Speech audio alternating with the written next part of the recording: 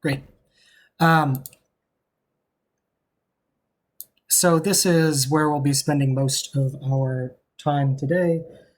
Potentially we'll get into the beginnings of linear regression.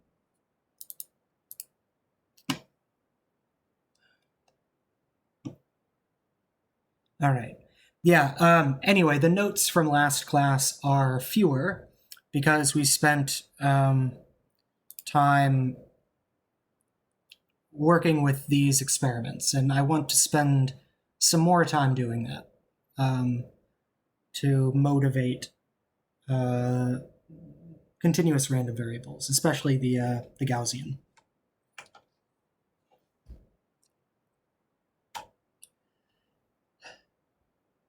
Okay.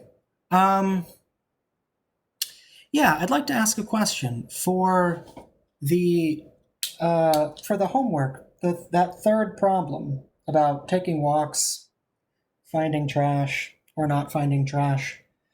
For somebody who answered that it's the binomial distribution, can you say why?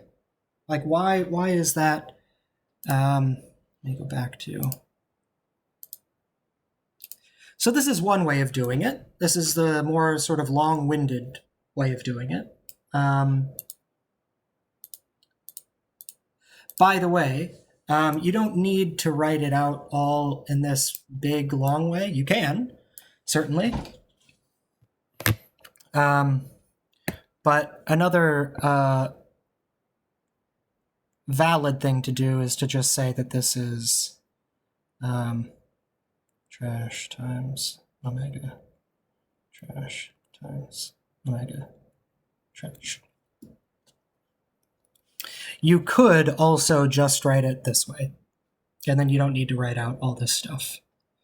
When you're doing the probabilities depending, you might need to write them all out like this.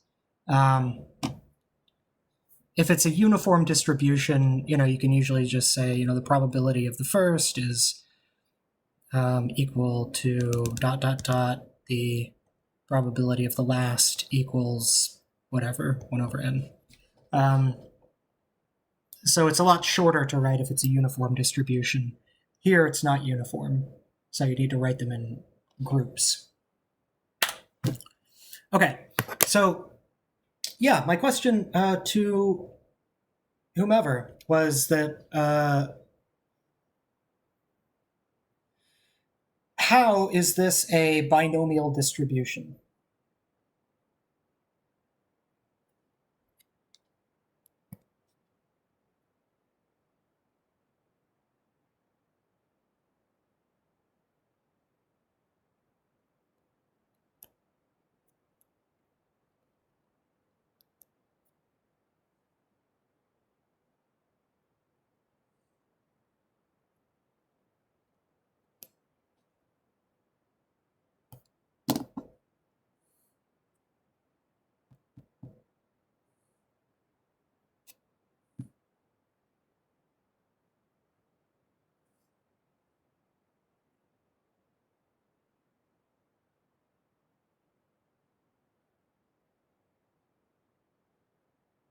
No one? Some people answered it this way on the homework.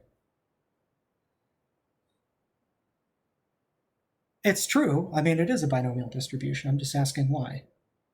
Like, how is this the same as this?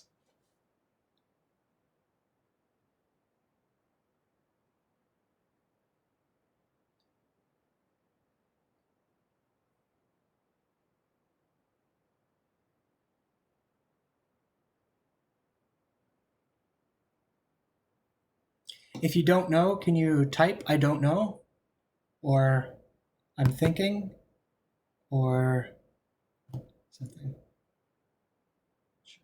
Okay, great. No problem. Then we will come back to it. You like it the longer way instead? Yeah. The longer way is fine for like this. But if I were to ask, taking a walk 3 times a week how many, what's the probability that I would find trash? Uh,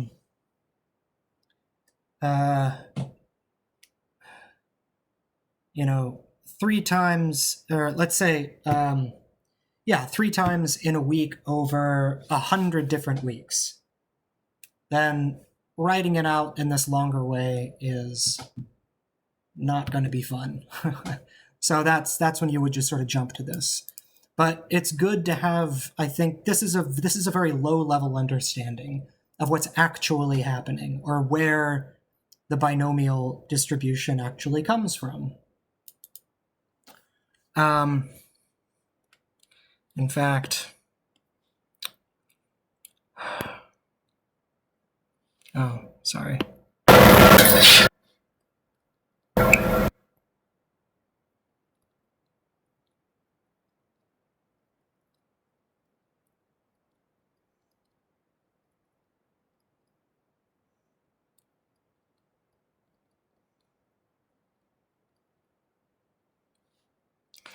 So the binomial distribution is defined by 3 numbers. Usually that's called n. K is the number of successes, and then you have the probability of a success. And so this is, in this case, 3 choose k times the probability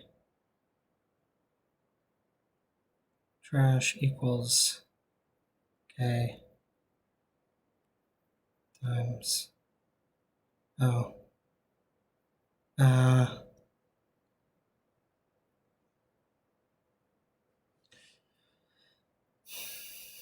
sorry.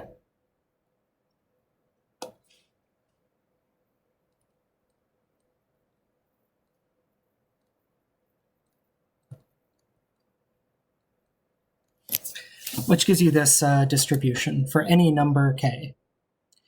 So when k is 3, for example, then you have 3 choose 3, which is the number 1, and k is 3, so that's 0.2 raised to the power of 3, and 3 minus k is 0. And so anything raised to the power of 0 is 1. So you have 1 times 0.2 cubed times 1, which is just 0.2 cubed. And you could find any of these. For example, this one here, that's when k is equal to 1. You have 1 success here, and you have 2 successes here, and 3 choose 2 is also the number, or is 3.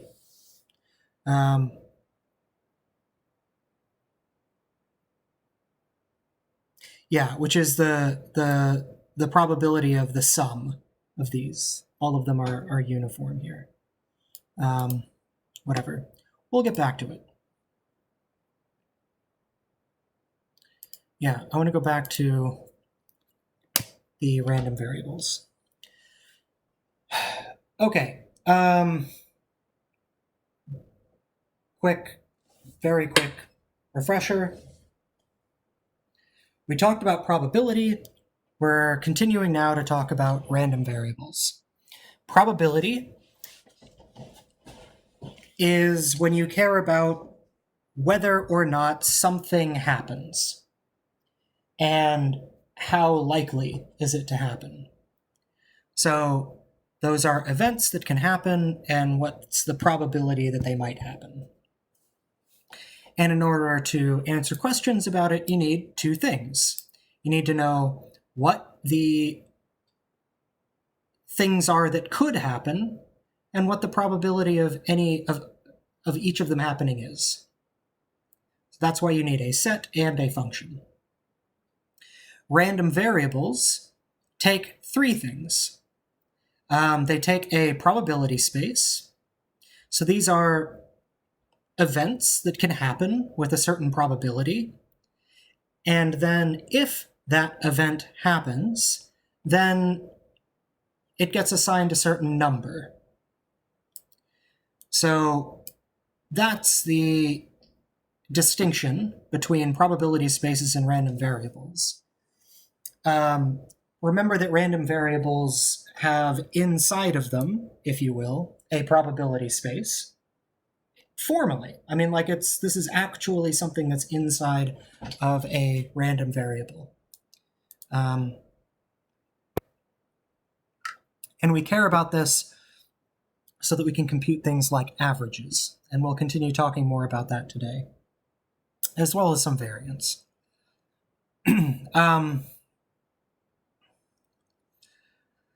Yeah, this is just whatever, an example of a probability space and then combining it together with a function to build a random variable. Discrete random variables can also be called probability distributions. They're the exact same thing. They're just written in two different ways. It's like talking about, XY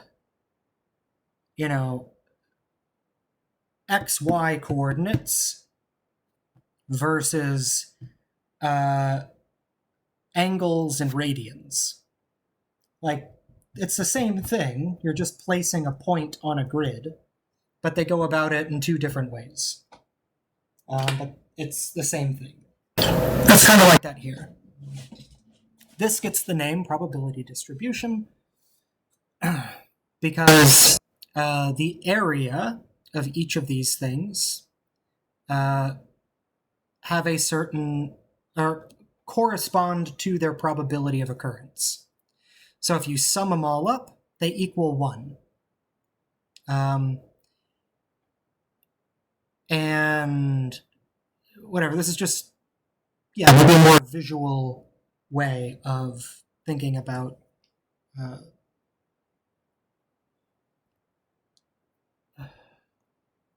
sorry, that's wrong. This is a PMF, probability mass function. PDF is a probability density function. We'll talk about that later. But each of these things are masses, or you can think about them like a mass, like in physics. And if this is a board with all of these masses sitting on top of it, somewhere there's the center of gravity. And wherever that center of gravity is the expected value.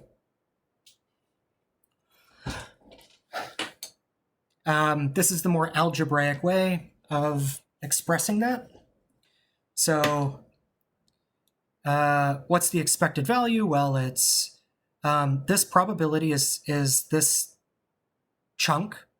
So this chunk times the number 1 plus this chunk times the number 2 plus this chunk times the number 3, this chunk times the number 4, this chunk times the number 5, this chunk times the number 6.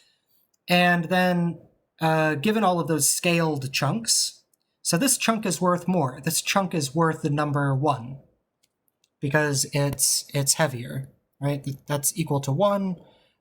This is equal to 5/6, 4/6, 3/6, 2/6, 1/6. That's this, multiplying the number times the probability. Okay, so each of these numbers are weighted. This one weighs less, or you take the average of these numbers weighted by their probabilities, or you can weight the probabilities according to the number. It's usually stated the other way around. And then you add them up, and then if you add up each of these numbers here in purple, you'll get the number 3.5. So it's just a weighted sum or an average. This is the expected value. It's the average in the sense that the center of mass is the average. The center of mass in any physical object is the point, the exact one point where everything is balanced. Everything on any side of it is of the same mass. So that's what an expected value is.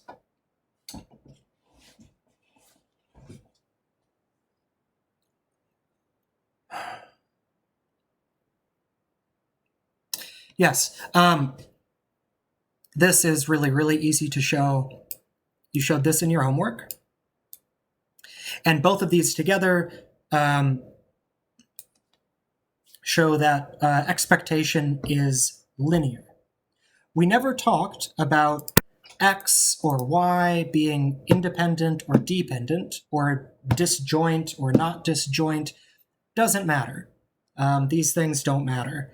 These are things that are always true, even if x and y are dependent on each other. So that's a very good thing to know. Okay. And there's something else. Yes, we talked about this puzzle. This conditional probability. We're done with that.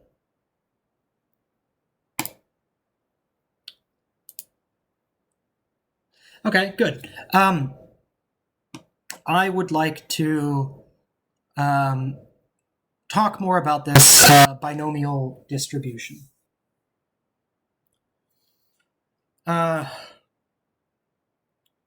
So I think maybe I can just quickly review what we did here, and then we can take a break and come back and talk a little bit about the math behind this. Simple math, nothing difficult. I mean, it's pretty simple. Okay. So whatever this is, a Jupyter notebook. Jupyter is a program that allows you to write and execute Python code, and then also take notes along the way. And then you can export this and upload it as a web page and stuff like that. Useful. So here we define a Bernoulli random variable. Bernoulli, named after the mathematician Bernoulli, which is just a coin. It's a coin flip. It doesn't have to be a fair coin. It can be a weighted coin. But it's when something happens or it doesn't. That's it. You just have two choices. You got a heads or you didn't. It rained or it didn't. They won or they lost. All of those things are Bernoulli random variables. So if you have a random variable, you can sample it. When you sample a random variable, what that means is that you take this random thing and you make it execute. You make it give you a number with a certain probability. So yeah, like one way to think about a, let me see if I can do this. Okay. Yeah, one way that you can think about a random variable is like a box. It's a box with like a screen on it, and like a magic 8-ball. And you know, a magic 8-ball, you can shake it, and then it will give you a prediction. Or you can think about it like a box with a screen, and you push a button on the box, and it will randomly produce a number. Okay, so that's one way of thinking about a random variable. So here, the box that we have has 2 numbers. And so we hit it, and it gives us, here we're going to hit the button 10 times. Sometimes it'll give us the number 0, sometimes it'll give us the number 1. This time, when we hit the button 10 times, this is the order that it gave us a 1 or a 0. We can do it again. There. Now we hit the button another 10 times and saw these numbers in this order, 10 of them. And you can do this as many times as you want, and you get different sequences. Here, the 1 is sometimes called a success. That's not to say that the success is the good thing.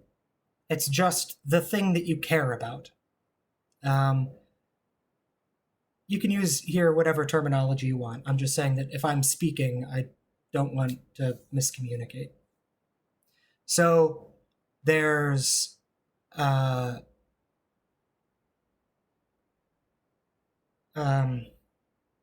sampling. That can also be called,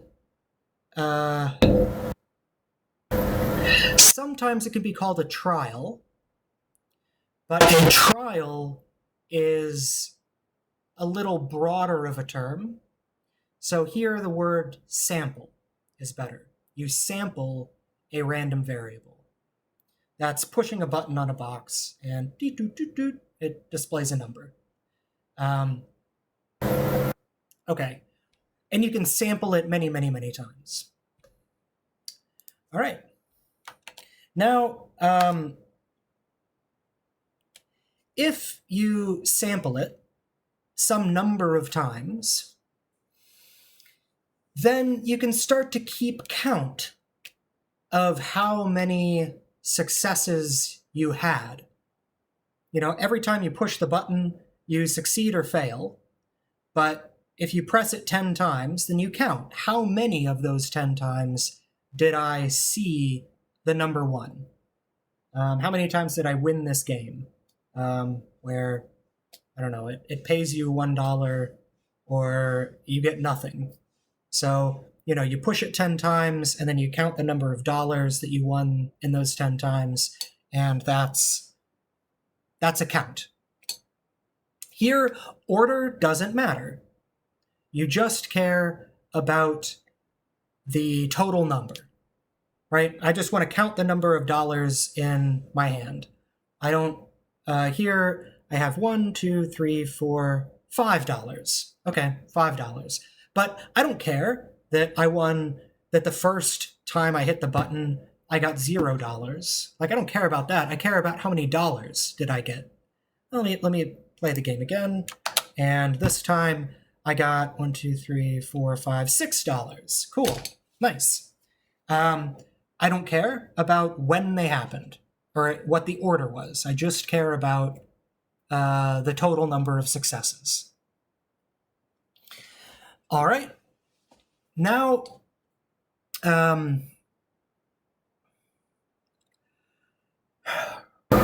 you can come up with the expected number of successes. And this is a random variable. It's a number because I want to count the number of times I succeed. The probability is the probability of having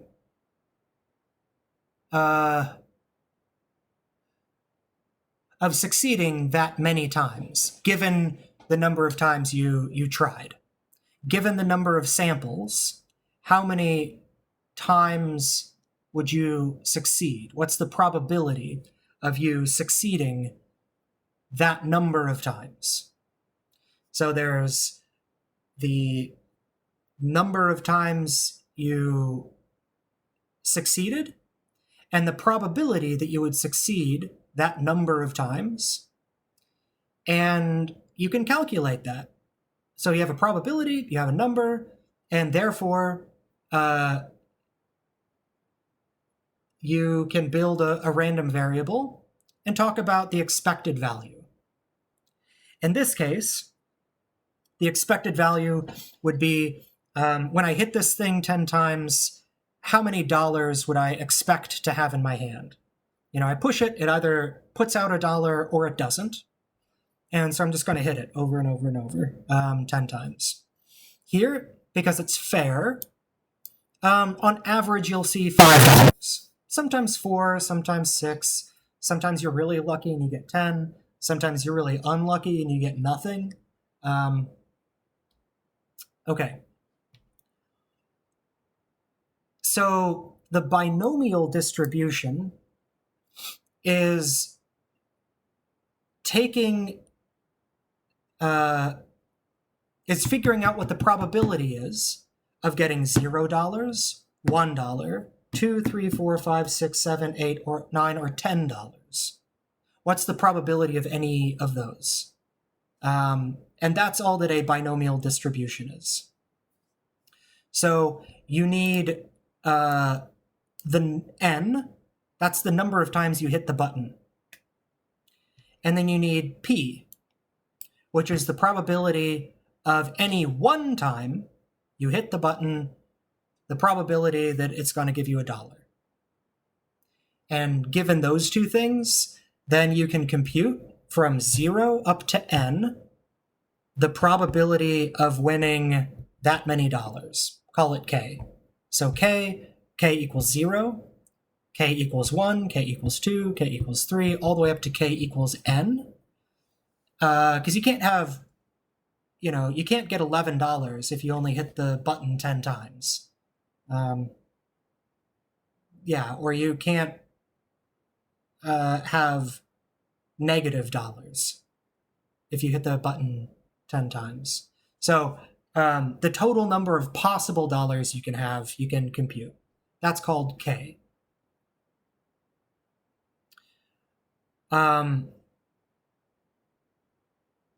So here is running the binomial distribution.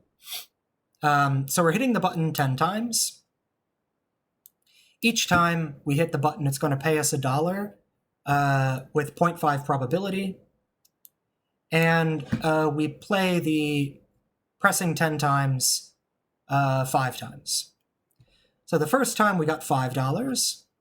The second time we got $3. The third time we got $6. Fourth time $6.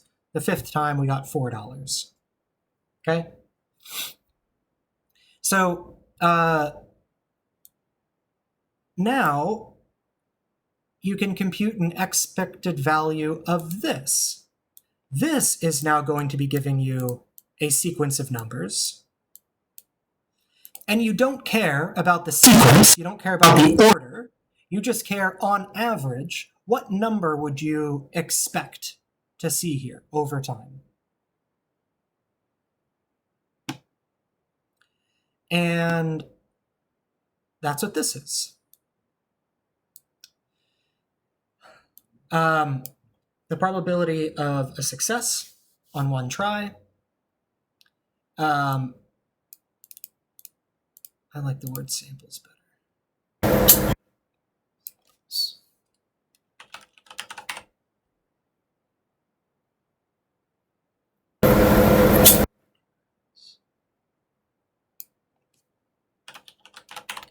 Here is better to use the word trial. So sampling is hitting the button one time. A trial is hitting it, for example, 10 times. So there, I hit the button 10 times. So that's sampling 10 times. And I do that 50 times. That's the number of trials. Okay? And what we see here is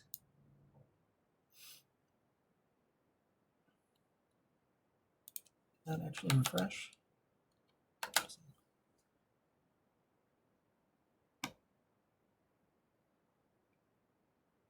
Oh.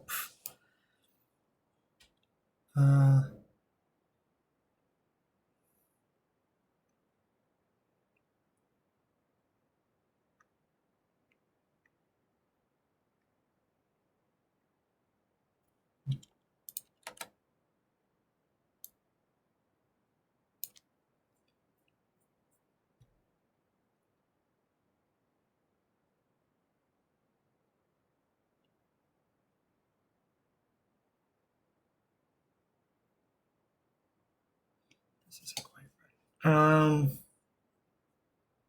Oh, because I changed the freaking names.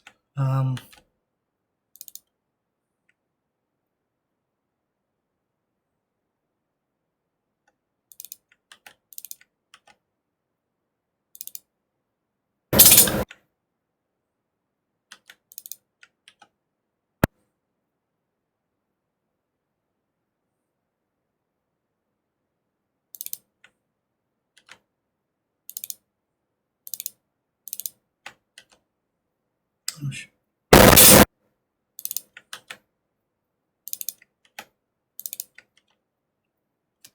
Let's try that. Better. Much better. Okay. So here is a count of how many times you won these many dollars. So let's just do it like we did above. I'll keep this a 5.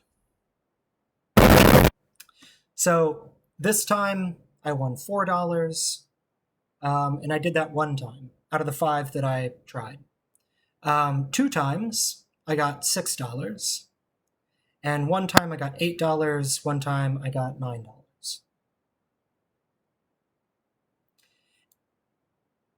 And so now, keep in mind this number here. This is sampling the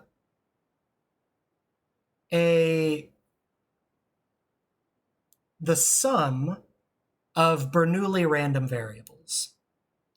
So the sum of successes. And you will you can talk about the expected value of this, like what's the expected value of the sum, but this is the expected value of the expected value. This is an average of an average. So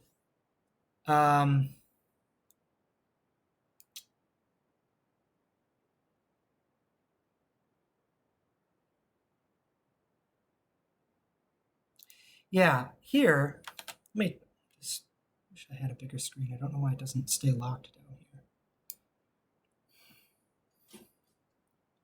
So I'll make this a little smaller just to try to keep it on the same screen. Still no? Seriously?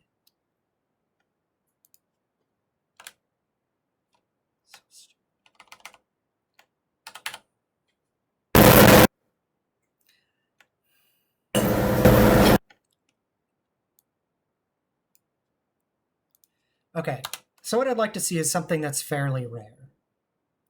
Here, this time we got $2 once.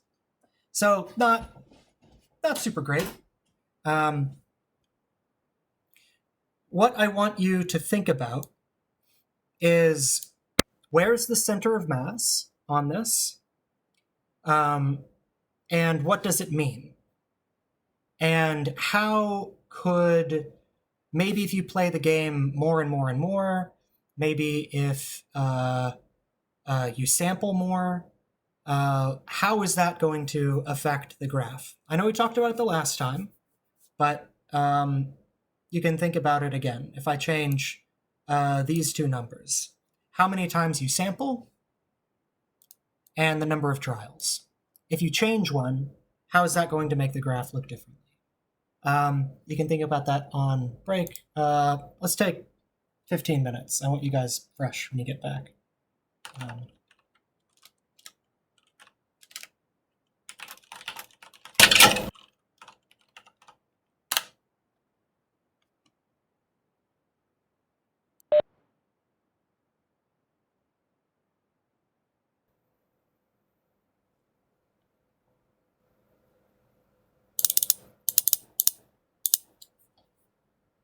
Fafta here. Do you have a mic?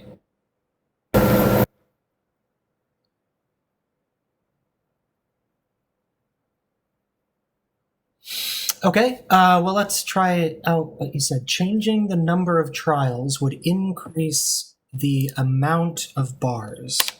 So if we put this at 30. Hi, sorry, Hey. Professor. Did you ask? I do have a mic. Sorry. Oh, yeah, no problem. Yeah, I was just going to ask for you to explain, uh, yeah, how you got to this. Changing the number of trials will increase the number of bars, and changing the samples would change the height of the bars.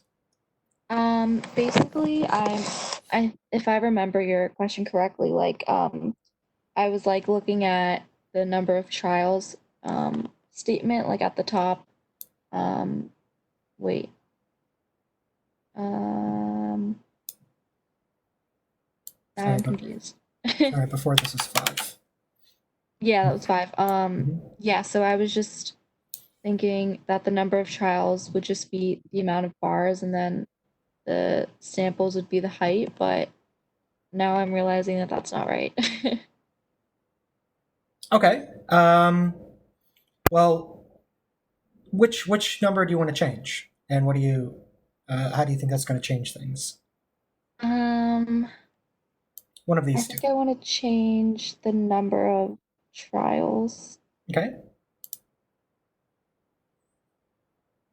Um, but Here, let I'm me ask not. you this: if I put the number 1 here, Uh, what do you think it will look like? would there just be one trial? Hmm. So like there would just be one bar. 1 bar. All right. You're correct. There's 1 bar. It's sitting over the number 7. Why is this 1 bar sitting over the number 7? Um, Oh, sorry. This should be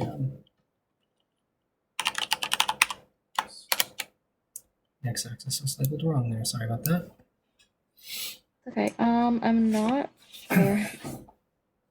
So this What is you pushed the button 10 times, uh, 1 time. So when you push the button 10 times, how many dollars did the button spit out? 10? 10? Why 10's here? Oh, it pushed out 4. Push out $4. Yeah. Yeah, So if you play the game once again, oh, you got another 4. How about this time? you got a 5. You got a 5. Okay. So now, if I play this game 10 times, Hmm. then what do you think would happen? If you do it 10 times, Hmm. the bar would probably, like, the number of success samples would probably increase. The number of success samples. So you think that there will be more numbers here on the x-axis, more than 10? Yeah, like it would increase more than from where it is right now. Okay.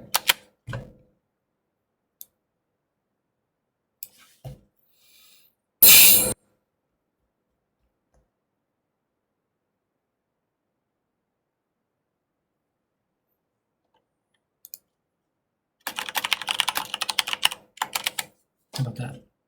That thing's a bit more clear.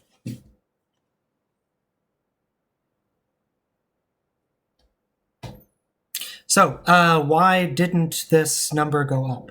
And why did things change in this way?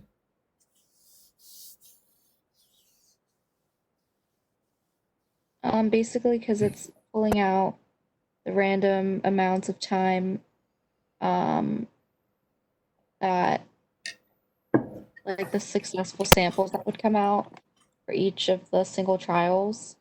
So for each of Right. the trials, it shows, I guess, the like the not the chance of it coming out as a successful trial.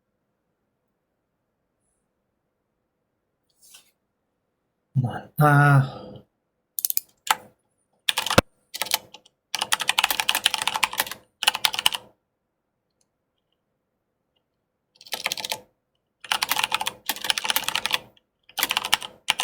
I'll stick to the dollars then. Number of dollars instead of successful samples. Okay. So here, this is the number of dollars on a single trial. You'll never get more than 10 because you're only pressing the button 10 times. Yeah. So the most you could win is 10. But you can play this game some number of times, the number of trials, or the number of times you play the game. So here is the number of times you won that many dollars. So here, 3, that means that you won $4 3 times. Yeah. Yeah, $5 3 times, $6 once, 7 once, 8 once, 4 once, or 3 once. Whatever, okay? So what if I put 100 here? Number of trials.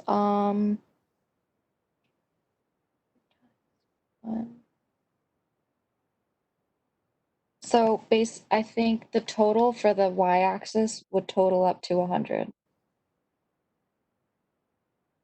Okay. Or wait, yeah. Mm-hmm.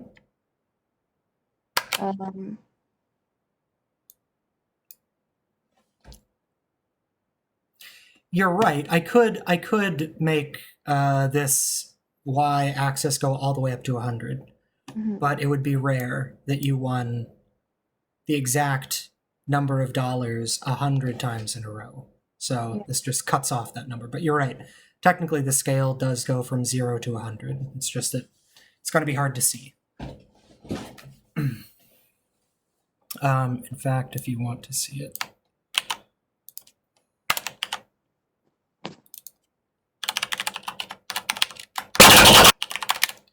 You're right that if you were to do it that way, it would... Oh. There. Okay. Yeah. I guess I'm a little confused. I don't know if this is what you're asking, but I guess I'm confused on when you change the number of trials value at the top.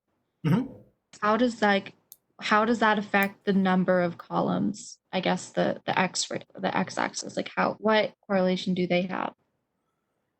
It's a good question. You would probably, if you're calling each of these a column.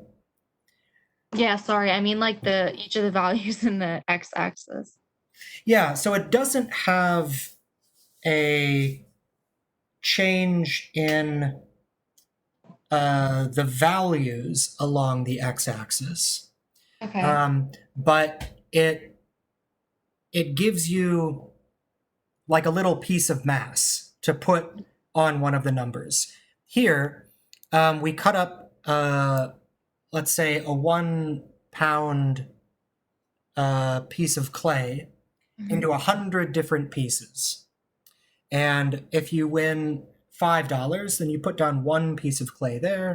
If you win $5 again, you put down another 1/100th of that piece of clay, and over. So because you have so many 1/100th pieces of clay, then it will probably be more spread out. There will probably be more numbers that would be covered. Okay. If I make this 1, then all of that clay is just going to go on one number. Yeah. If I have 2, then I'm gonna take 2 pieces of clay, and in this case, both of the pieces of clay landed on the number 6. If I do it again, 6 again. Wow, what are the odds? Okay, here, the half piece of clay went on the number 3, another half went on the number 4. So you would expect that the higher that this goes, things are going to... Well, there's a number of things that are going to be happening, but one, you'll probably cover more numbers, and the height of any of these is probably going to decrease. So looking at them as a probability. So here's the number of times, but you can also reweight. You can divide each of these by 10, and that would give you the probability. So this is 4/10. This is 2/10, 1/10, 1/10, 1/10, 1/10. That all adds up to 10/10, which is the pieces of clay that you have. Okay. So, yeah, as this number goes up, like you'll see, the higher that I put this number, kind of the smaller this graph gets. Yeah. Because that's what I mean by the probability is going down for any one number, because you have a higher chance of it being more kind of spread out. Okay. That makes sense. Yeah. Thank you. Mm-hmm. Yeah, and so that's also the number of times you chop up the piece of clay, and then you have each time you hit the button 10 times, and then you count how many dollars, and given that many number of dollars, you put down that little piece of clay. Okay. All right, let me pick on, how about Kyle?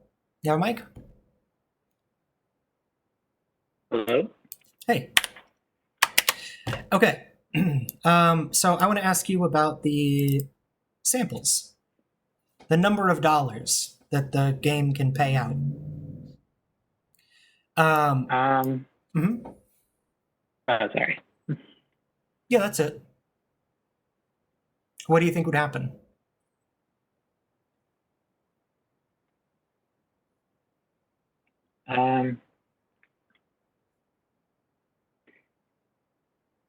So this is, you said the number, like how much it can pay out, like the, Mm-hmm. So that wouldn't that increase the size of the x-axis? Uh-huh.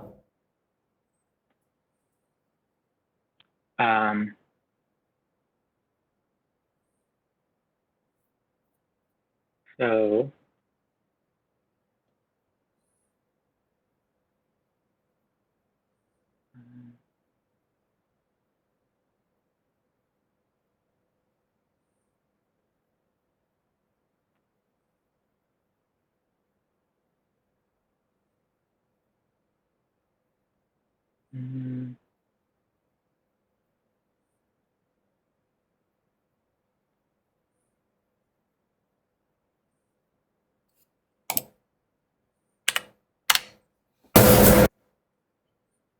Okay, so you got one thing. I mean, if I make this number 100, you expect the x-axis to range from 0 to 100. I agree. Right. Okay. How about, I don't know, the height of the bars, or how much they're spread out? Given that we have 10 trials, let's stick with 10 trials. I think they would be spread out more. And if they'll have a smaller probability of like hitting the same number. Like with the number of times you won that many, because there's more numbers that you can hit. Like there's more dollars you can get back. Yeah. So here, this is the number 1. And you can see most of the time, yeah, these are all 1s. This time you got a payout of 2. It's actually kind of impressive, but maybe not. Yeah. Okay, very good. Yeah, so because you have so many more choices, then things aren't going to be piling up to build something tall. Because for each of the pieces that you have a lot more places that you can put them down. Okay. So here, the number of trials is, and thank you very much, Kyle. Too big of a number. Shouldn't have done that.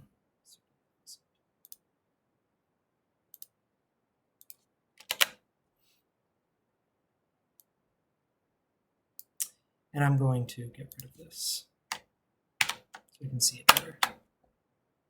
So here, why I say that the number of trials is the more important quantity here is, keep in mind, this is a binomial distribution. And so a binomial distribution is three numbers. There's n, the number of trials. There's k, the possible number of successes. And then there's the probability of a success just one time, like with one push of a button. So when you increase the number of trials, then it produces a graph like this. So the number of samples, then the number of times you hit the button a bunch of times to play the game once, that will give you, yeah, sure, a wider x-axis. You could have a fewer number of dollars, or you could win many, many, many more dollars because you're hitting the button so many times on a single thing. But the number of trials, the number of times that you play this game, allows you to think about this average of averages. So each of these is an average. And then from this average, we can talk about the average of it. So what's the average around here? You can see, just empirically, that things are really clustered around 50.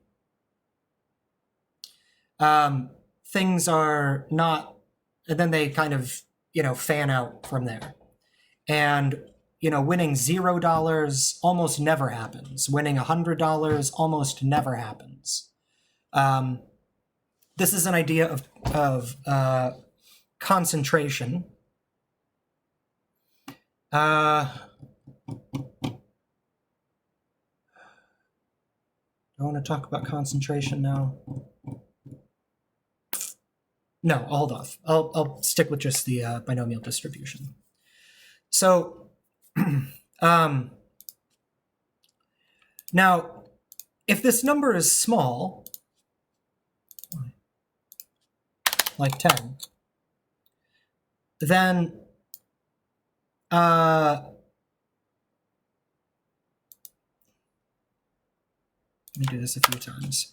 What I'm going to try to do is to see if I can get a number like closer to 80 or closer to 20. We'll see how long that takes to happen. Yeah, this is still very stable.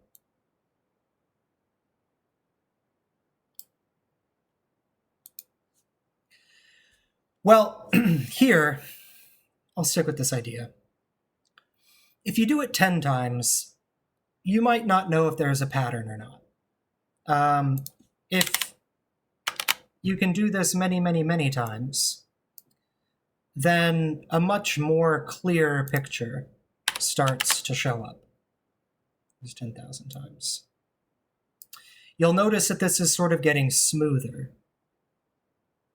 And the binomial distribution is the inspiration for the normal distribution.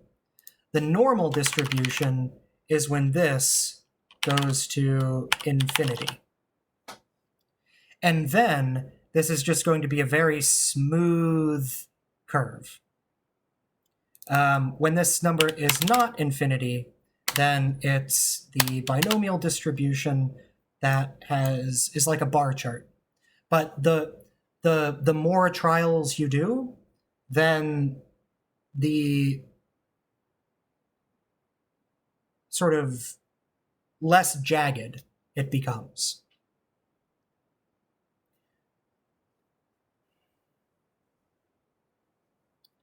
Okay, So there's something else that this is, and if you have questions about this, please ask.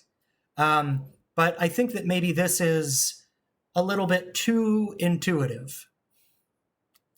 Like flipping a fair coin, what's the expected number of payouts for, pushing a button and it's going to pay me $1 with a 50% probability? If I change this number, things aren't that much more interesting. I mean, if it pays me $1 80% of the time, then I get the same shape. It just shifts the thing left or right. But the shape doesn't change. So that's not a very interesting quantity, this one. If it's 0.3, it'll shift left. And, I think you could guess that. If you push the button 100 times, has a 30% probability of paying you $1, how many dollars would you expect to win? I think most of you would just jump to the number 30. And that's because this scenario, everything is very symmetric. You win or you lose. And that's it. So I would like to talk about a slightly more complicated distribution than the binomial distribution. Than the Bernoulli distribution. So the Bernoulli distribution only has two numbers. I mean, it's a 0 or a 1. But what if we, I don't know, did, I don't want to stick with too many 10s, but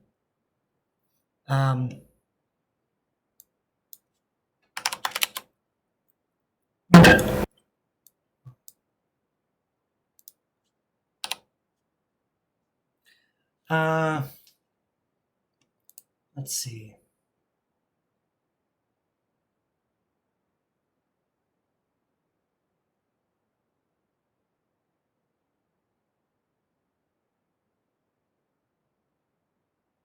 Very good. I think this will. So here, now let's do a die. So no, let's not just do a regular die.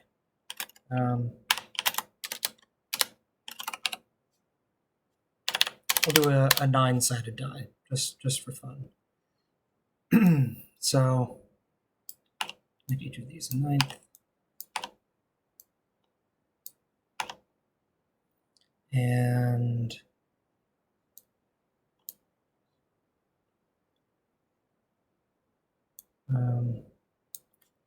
here we'll do 3/9 and 3/9. 3, 4, 5, 6, 7. I guess 2/9.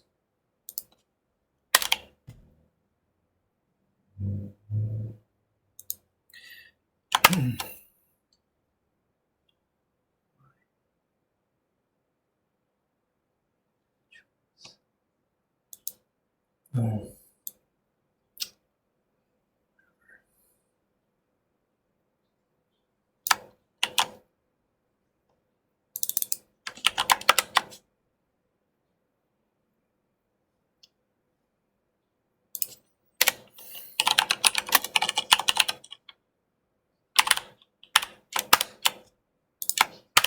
There we go. No. No. Okay. So,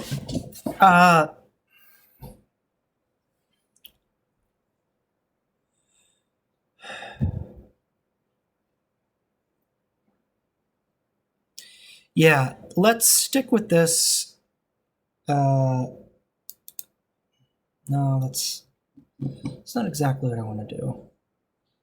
What I'm trying to do is I'm trying to think of a graph where maybe you have like two big columns here, or like a column that kind of steps down, and then here you have a very large column, something like this, something that's a little bit more interesting.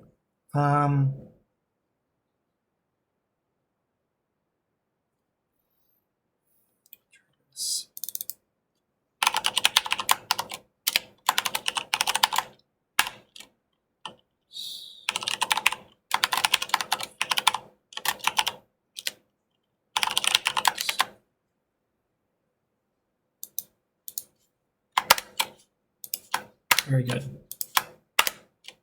Okay. So I'm going to rename this push the button. So what this takes in are a set of objects. These objects are just the numbers. Okay, these are the numbers from the random variable. The weights, this is just the probabilities. The outcomes, we don't really care about. Each of these numbers will appear with a certain probability. So if you push the button, you will get a number back. Oh. All right, so each time we push the button, we get some number back. Okay. Be nice if I could graph that.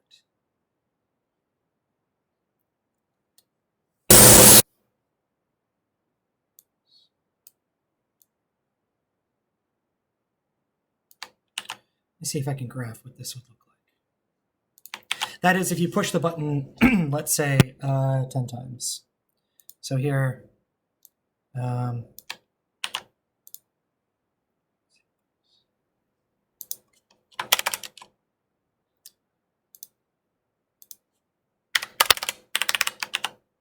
sorry, I'm trying to be quick. I should have done a little bit more prep before class, but okay. So figure size, fine, trials. No, I don't want to run binomial many times.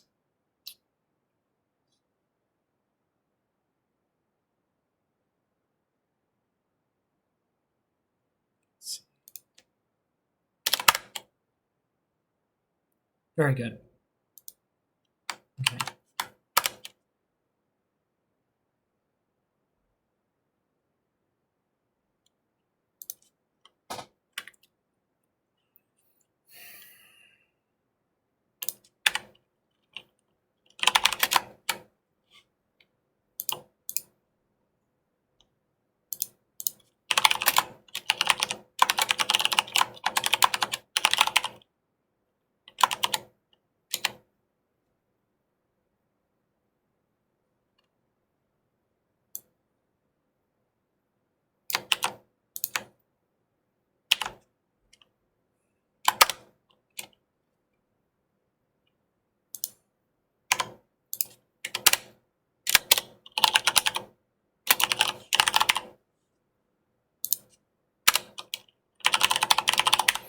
I like the word success is better.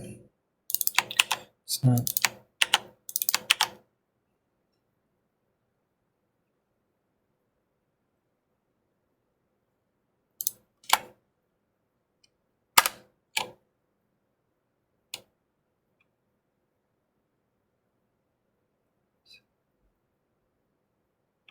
Oh.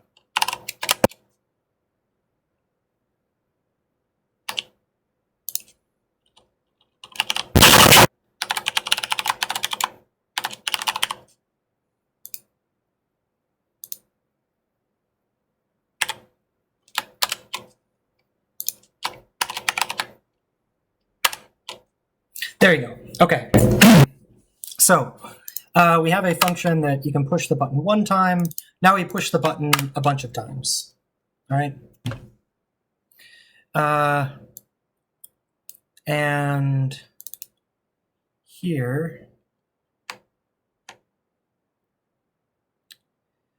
how many samples this is? I'll keep these the same.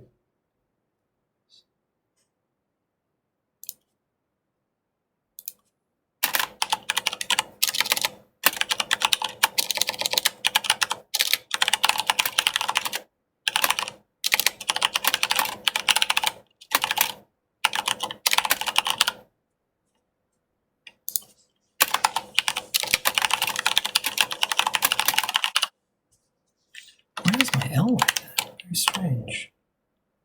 Huh.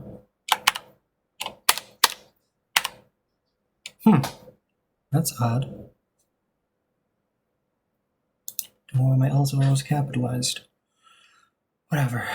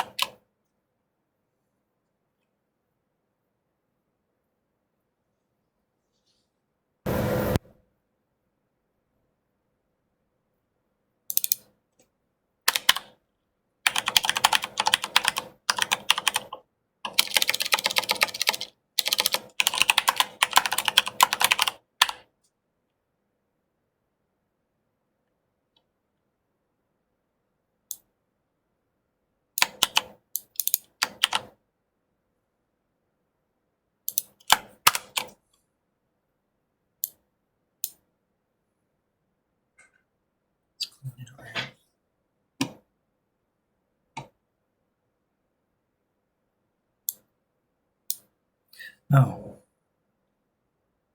No, it's okay. Okay, sorry guys, I don't want to waste your time. How about we take a 10-minute break, and I'll work on this, and then when we get back, I'll continue. Okay, so let's take like a 10-minute break. Okay, so for the sake of time, here we had a binomial distribution. And this was based on a Bernoulli distribution.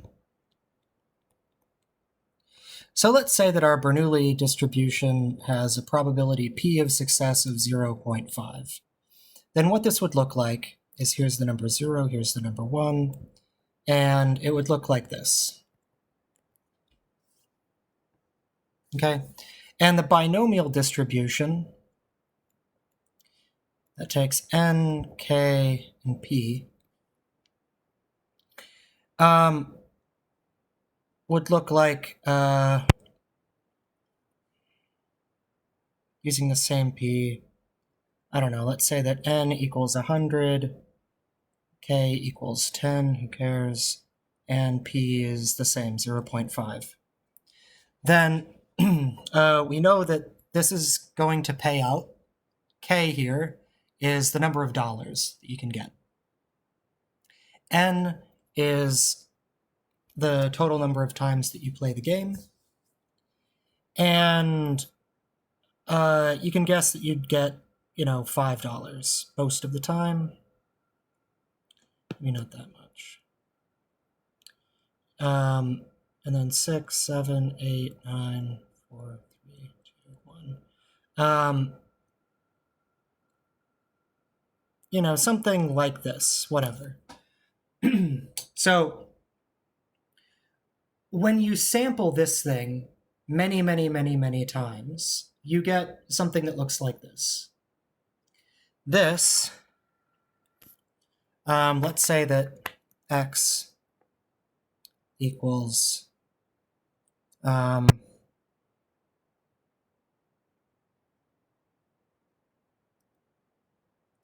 k dollars playing the game. Then here is x on the x-axis, and e of x is 5.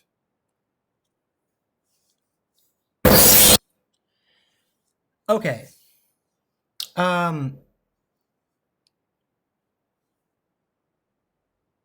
Now,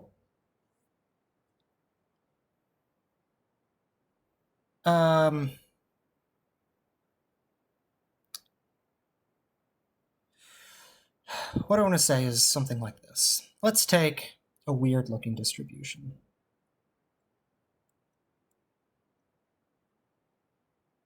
something like this. Okay, it certainly, this does not look like anything symmetrical at all. We'll just call this y. And there's 1, 2, 3, 4, 5, 6, 7. Who knows what this corresponds to? I don't know, 10, whatever.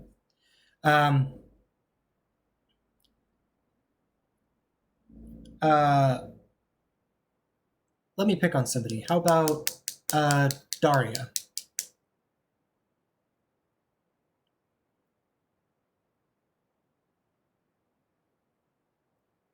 Daria, do you have a mic? Yeah. Where do you think the expected value is on this? What is e of y? You don't have to be exact.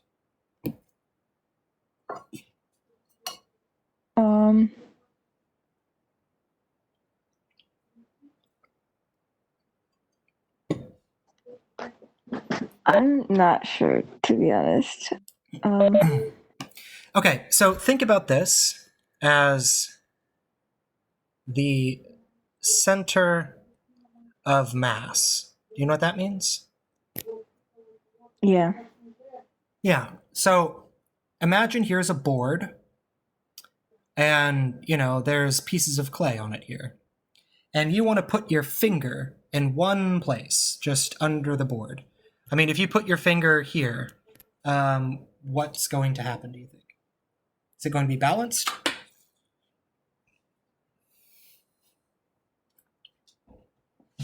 No. Okay, how about if I put my finger there? Is that going to be balanced? Oh, sorry. No. No. Okay. So where would you guess?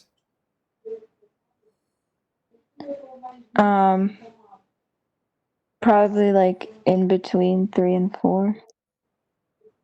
In between 3 and 4. I'm not Okay. sure because It's a really bar bad drawing. levels are like kind of messing with me. Like I don't know how to The different levels, yeah. like that associated with how large it is kind of confusing me where Okay. the center of mass would be. Let's do something different. Let's do that. Where do you think the center of mass would be?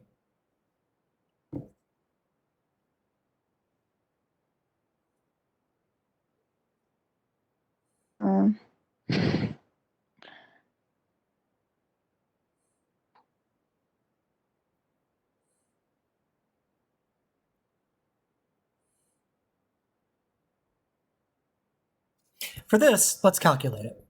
Let's say that this is up here. That's 9/10, and this is 1/10. If you don't have like a feeling for it, let's calculate it really quick, and then you can justify to me why it's that way. What's the equation for the expected value of y? Or how do I calculate it?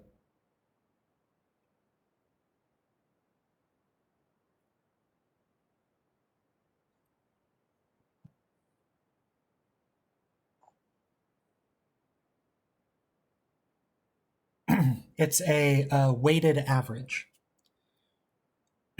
Actually, it's a weighted sum.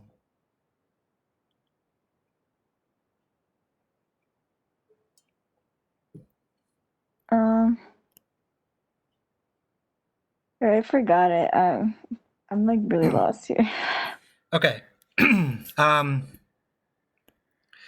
So first I'll write it the boring way. It's usually short, but okay. Look familiar? Yeah. Okay. So what? Oh, sorry. Here, this y and y. These are all of the possible values that y can take.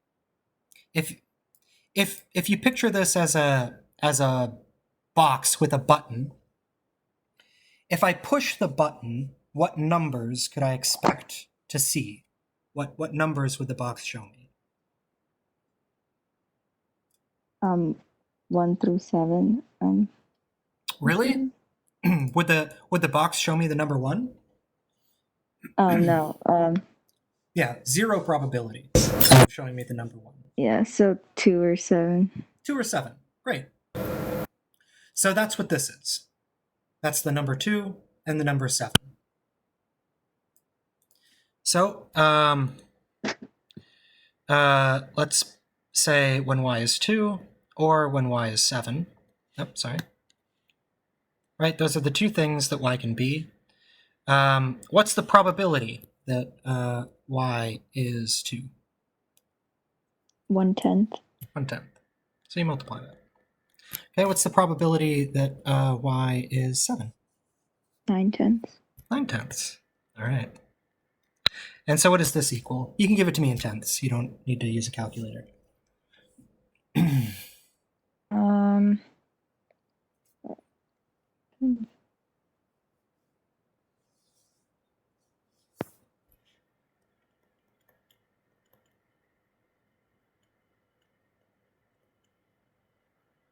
That makes it easier. 65 over 10. Okay. And what is 65 over 10?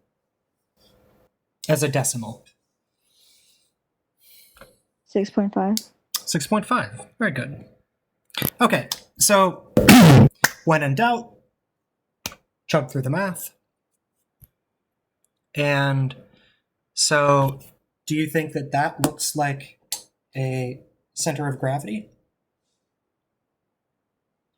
Yeah, because it's way more leaning towards 7.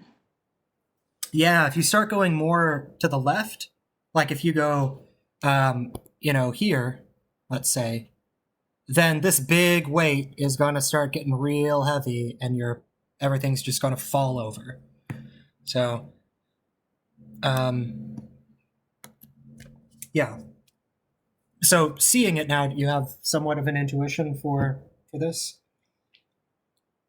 Yeah. I'm still a little confused of when there's like so much to just like say it like not by doing the equation way. Yeah, I don't that is harder to say. So here, this is the way that I would think about it.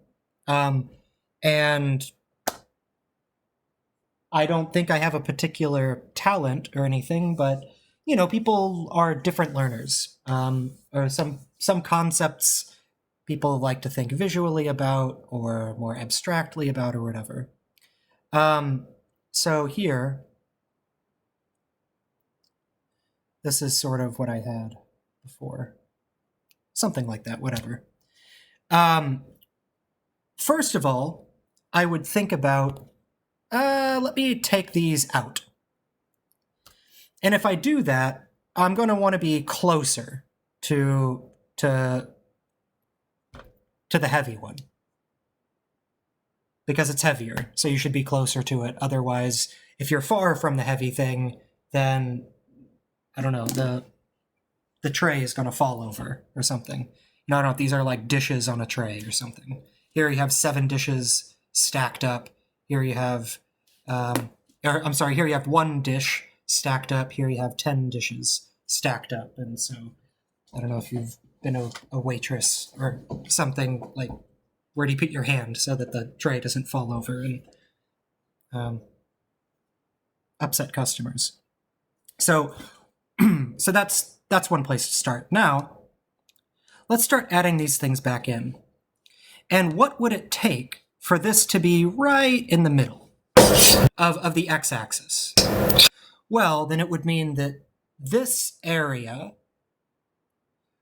should be the same as this area plus this area. So if I took this here and I kind of merged these two things together, then they would become something like this, right? So they both move towards each other and they kind of get into a bigger piece of clay. And now if I add this one in, then maybe it will be centered. Sorry. Ooh. What that was about. I mean, just try to think about where. Try to keep it. Was. Where is the halfway point? Like if you were to just start piling stuff up, like.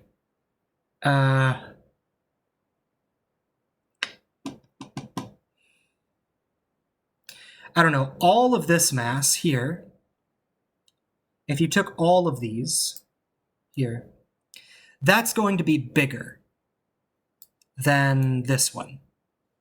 You'll have more clay. If you have this much clay in purple, and then you have all of this clay here, then this ball of clay that's highlighted right now is going to be bigger than the one on the right, which means that as a big mass, like you could even look at it like this big square here. Where would the center of mass of this square be? That would be taking all of these lumps of clay and, putting them together. And then you make, a bigger bar. And so because here, this adds up to be more than the thing on the right, then it means that the center of mass is going to be closer to the left side. For the same reason. You want to have the same amount of stuff to your left and to your right. So here, I don't know, maybe somewhere there. This is actually probably pretty even. Why? Because if I take this side and I make a big lump of clay with it, is that about the same size as if I took all of these lumps of clay and added them together? Yeah, probably. Yeah, so it's just sort of a visual thing like that. You kind of think about taking everything on the right. I mean, it's only going to be two things. Things are going to be on your right and things are going to be on your left. So you want all of the things on the left to be about the same sized ball of clay as the things on the right. And so, yeah, sometimes it takes a little thinking.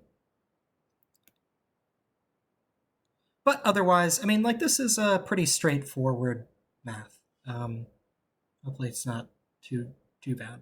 Takes a little bit to think about first, maybe, but not the worst. Okay. Does that answer your question? Yeah. Thank you. Yeah, sure. Great. Let me pick on Anari.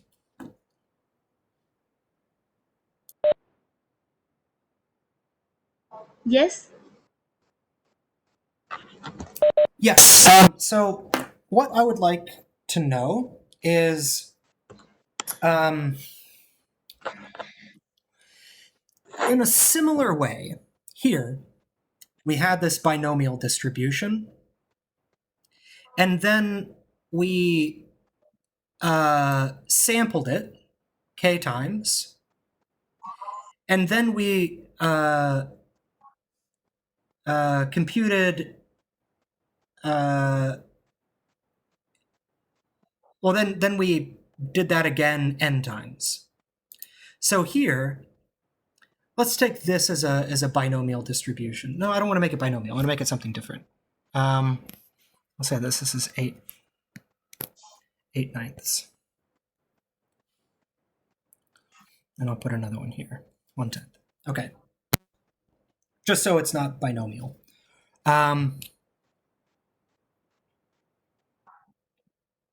Yeah, in fact, for practice, while I'm talking, if somebody could compute what the expected value is for me, that would be great. But while others are doing that, I want to know from you if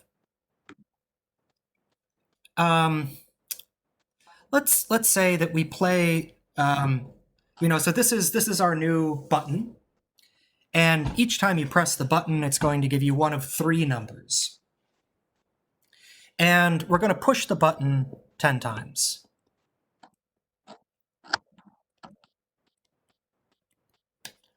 Okay? And that's one trial. And we're going to do this, well, let's say, yeah, we just do one trial. What would my graph look like? So we're just going to push the button 10 times and count up our dollars. It can pay out $1, it can pay out $2, or it can pay out $7.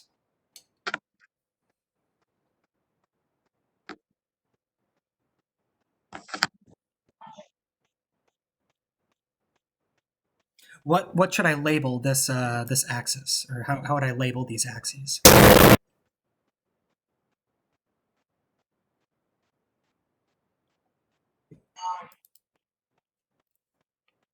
So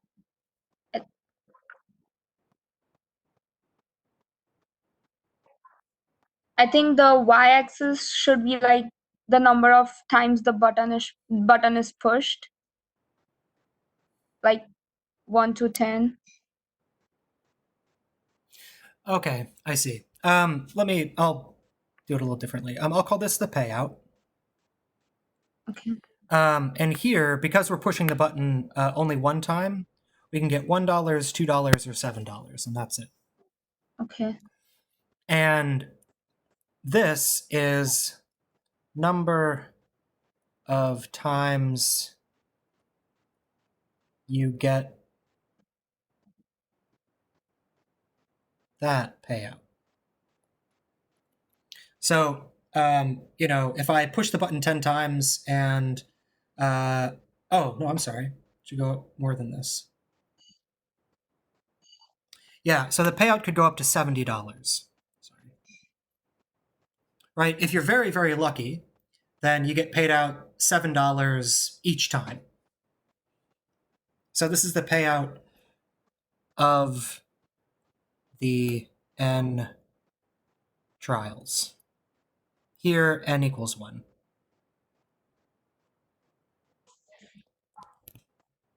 Okay? Does this make sense? Yeah. Okay. And so this is the number of times that you get that particular payout. By the way, anybody, this is an open question. What's the expected value for this?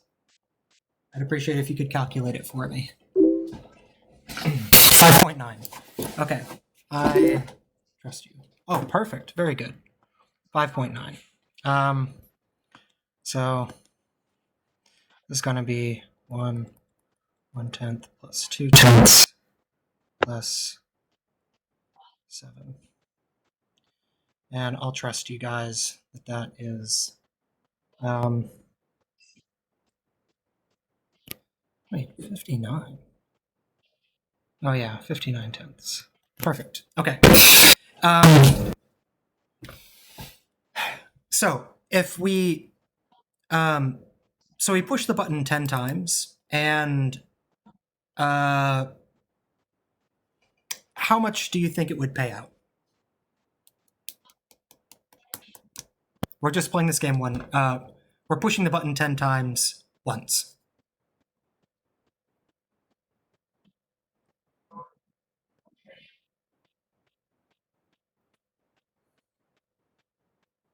Like the maximum you can get is like 7, right? In each time you push the Mhm. button.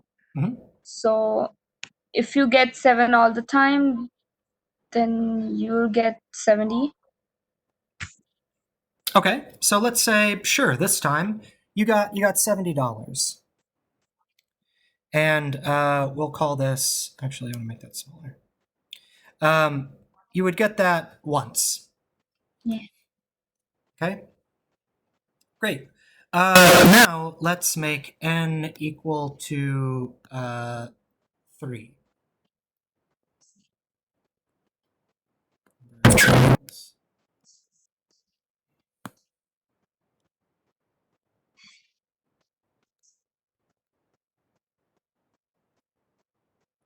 Oh.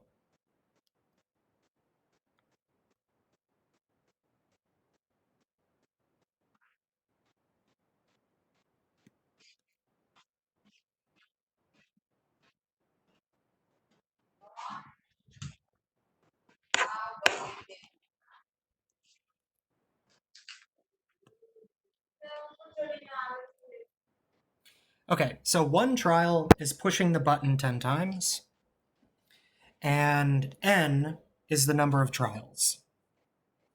So if we make n equal 3, how would you like this to look?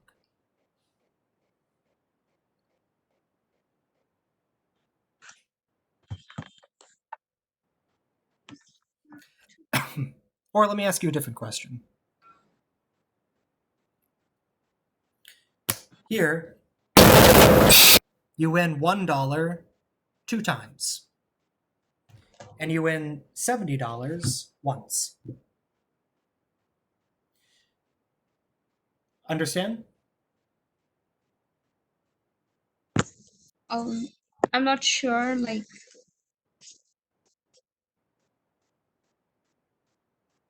Okay, can you just where, explain it once more? Like, yeah. So, um,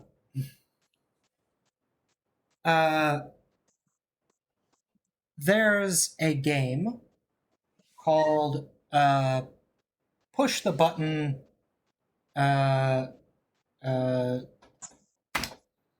T times. Right now we're pushing the button 10 times. And it's free to play the game. No, it's not free. It takes tokens to play the game. And so you go into a game room, and somebody hands you 3 tokens, where you can play the push the button 10 times game. So the first time you played the game, you won $70. The second and third time you played the game, you only got $1. And that's what this graph is. okay, now I got it. Yeah.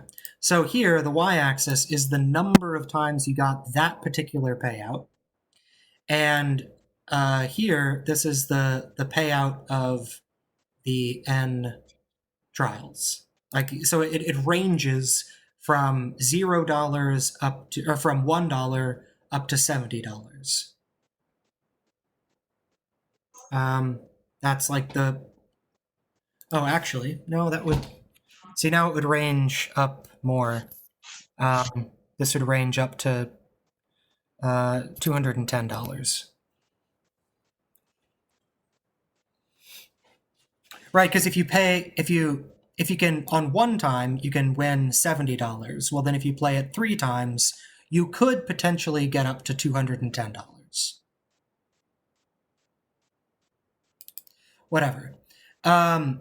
So I want to ask you, do you think that this graph, if you were to win $70 one time, and you were to win $1 2 times, is that very likely, or is that unlikely?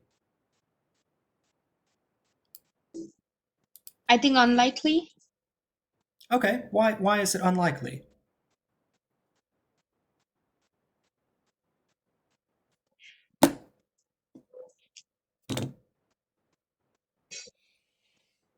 You're correct that it's unlikely. I think because it is very hard to like get 7 all the time you push the button. So No, it's, oh, by the way, I'm sorry. This would be $10 now. Because you won $1 10 times. Sorry. Yeah, the probability of you getting $1 is 1/10. So if you got $1 10 times, and that means that it's a tenth times a tenth times a tenth times a tenth times a tenth. I mean, it's, you have like a 0 or a 0.0000001% chance of only getting $10. So the probability of this is very low. All right. So how about Is a $70 payout here more reasonable? Is it more likely to get $70 than it is $10?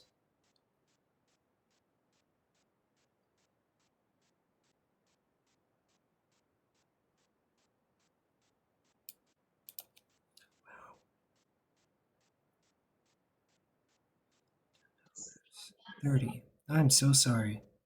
This is $30. If you push the button 10 times, you can win a minimum of $10. You play it 3 times. That's $30. Okay. Let's go up to some easier numbers. No, 3. That's a fine number. It's a small number. Okay. When you play this game one time, how much do you expect to win?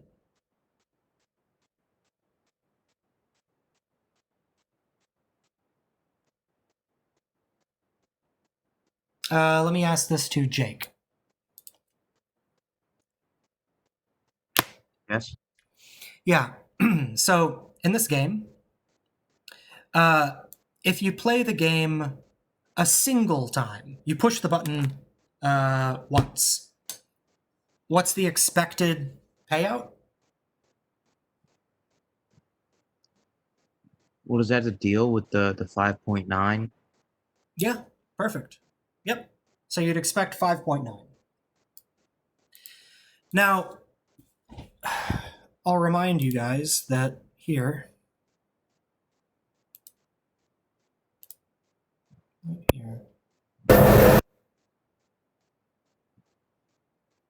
expectations should be easier to work with. Where is it? Oh, it's in the probability, geez. Random variables. Oh, I just need to scroll up here. All right. Here, the linearity of expectation. So if it's $5.9 that you would win playing it once, what if you played it 10 times? What would your expected payout be?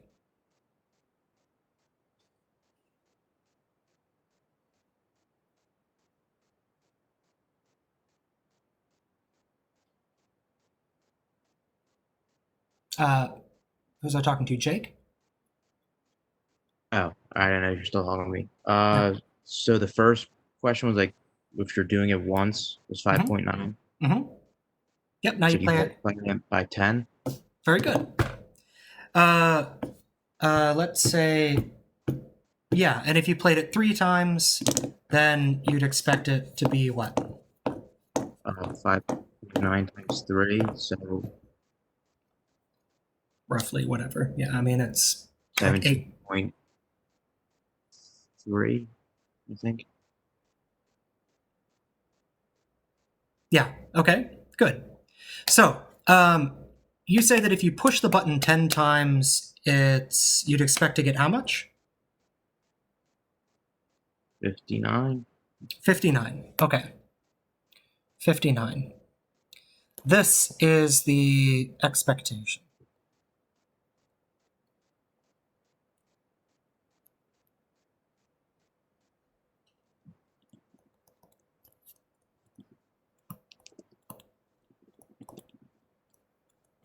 Okay, so that's our random variable. Okay. Now, yeah, thanks, Jake. Let me pick on somebody else. How about Raymond?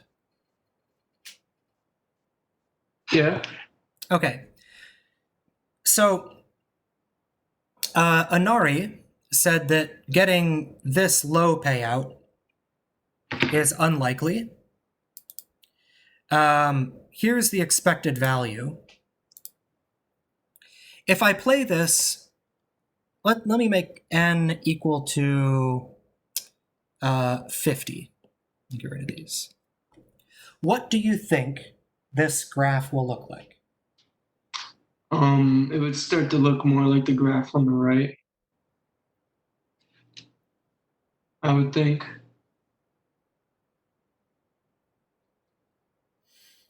Actually, I just let's see. So, Or maybe it would look like sort of like a pyramid with like 59 being the highest point. that's okay. Why do you say that? So you think it'll look like this or something? Like that's our expected average, so we're gonna get that more often. Uh-huh. Very good. Excellent. And perfect way of phrasing it. So this is the point, okay? This is why the binomial distribution is so important. Can you explain once again how you got 59? Sure. So here's our random variable y, and we get 1 with probability 1/10. 2, oh yes, that's how we got 59. Yeah, I'm sorry, as opposed to 5.9. So, because e of c of x is equal to c e of x, then,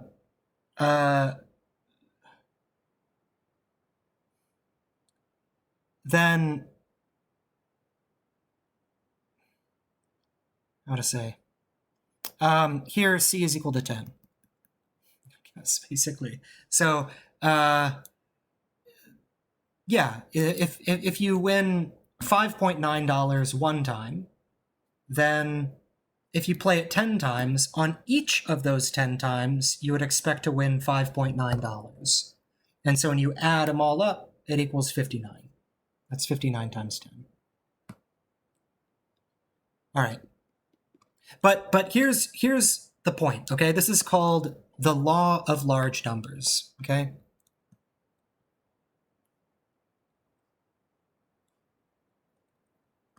If there's one thing in statistics, flip on my camera here.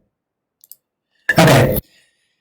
You know, different areas of math have their kinds of most important things. This is it in statistics, the law of large numbers.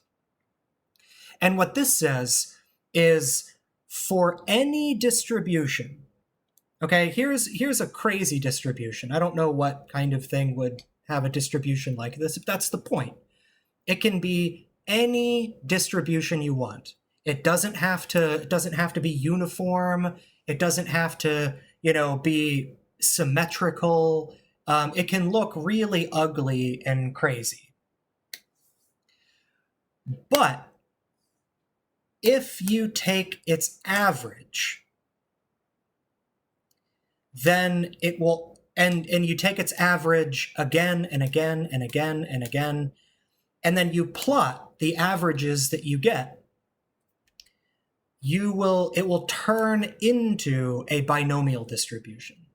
It'll turn into this distribution. It'll have a peak at the expected value, and then as you move out from the expected value, the probabilities will get smaller and smaller and smaller and smaller. So you can take a crazy looking, funky distribution, and you can turn it into a very easy one by taking averages. You take averages again and again and again and again and again and again, and now you can talk about it in an easy way because you have a nice symmetrical graph.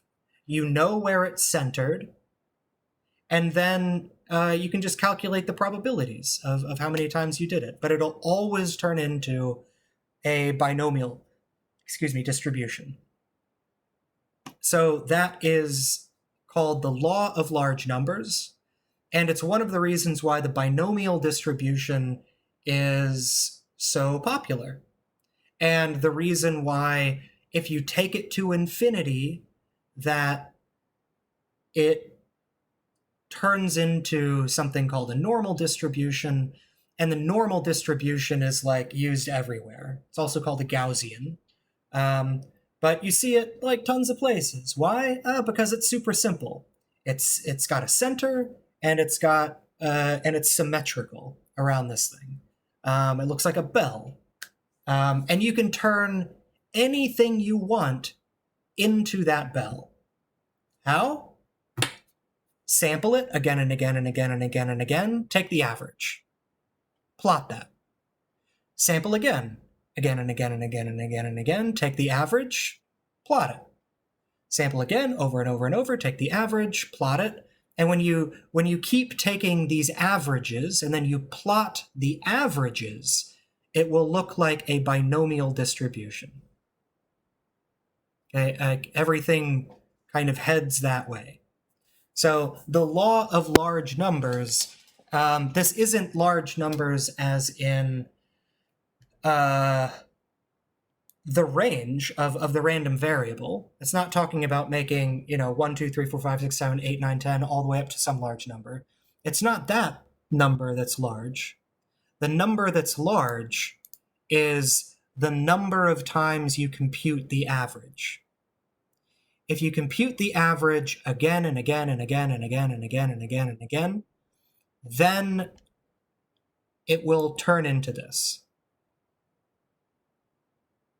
And so this is the average of averages. Okay, so here the average is 59. Here we're just estimating what the distribution is.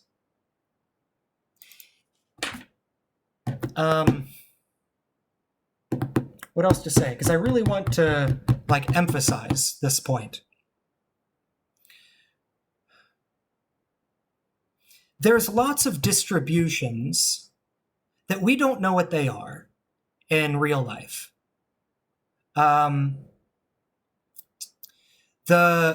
What's the frequency of words in the English language? If I take a dictionary in English and I want to assign a probability of the occurrence of all of these words across English, certainly the English language has some probability distribution over words. If you laid them out, in alphabetical order like that, and then you above each word put their probability of occurrence, you're going to have some funky, weird-looking probability distribution. And also, nobody knows what it is. Many people believe that somehow there does exist this thing, but nobody designed it. It just sort of is. And we don't exactly know what it is.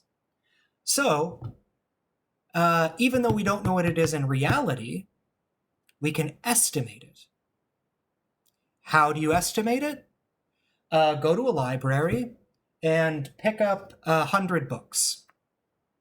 The first book, you open it up and you count all of the words. And so that's one estimate of how many the probability of these words appearing in English. I count the probability of these words in book number 1. Cool. Put that aside, pick up book number 2. And I count the occurrence of, the frequency of all the words again. Put aside book number 2, pick up book number 3, count the frequency, throw it out, pick up book number 4, count the frequency, throw it out. And I do that for all my 100 books, and I average them together. So each time I pick up a book and I count the frequency of words in the English language from this book, that's taking one sample. I'm sorry, that is that's one trial. So 100 books, that means that you're making n go to 100. And what this tells you, the binomial distribution, is that your estimated average is probably going to be pretty close to the real thing. Why? Because if you did this for 100 books and somehow your estimate is way off, it's way over here, that is really unlikely. It's unlikely to be that far away from the average of averages. It's much, much more likely that you'll be here, or, you know, somewhere in this region. To be way out here, to be way out here, the probability is so small, you can kind of be confident. And you can gain confidence pretty quickly. This is exactly how polling works.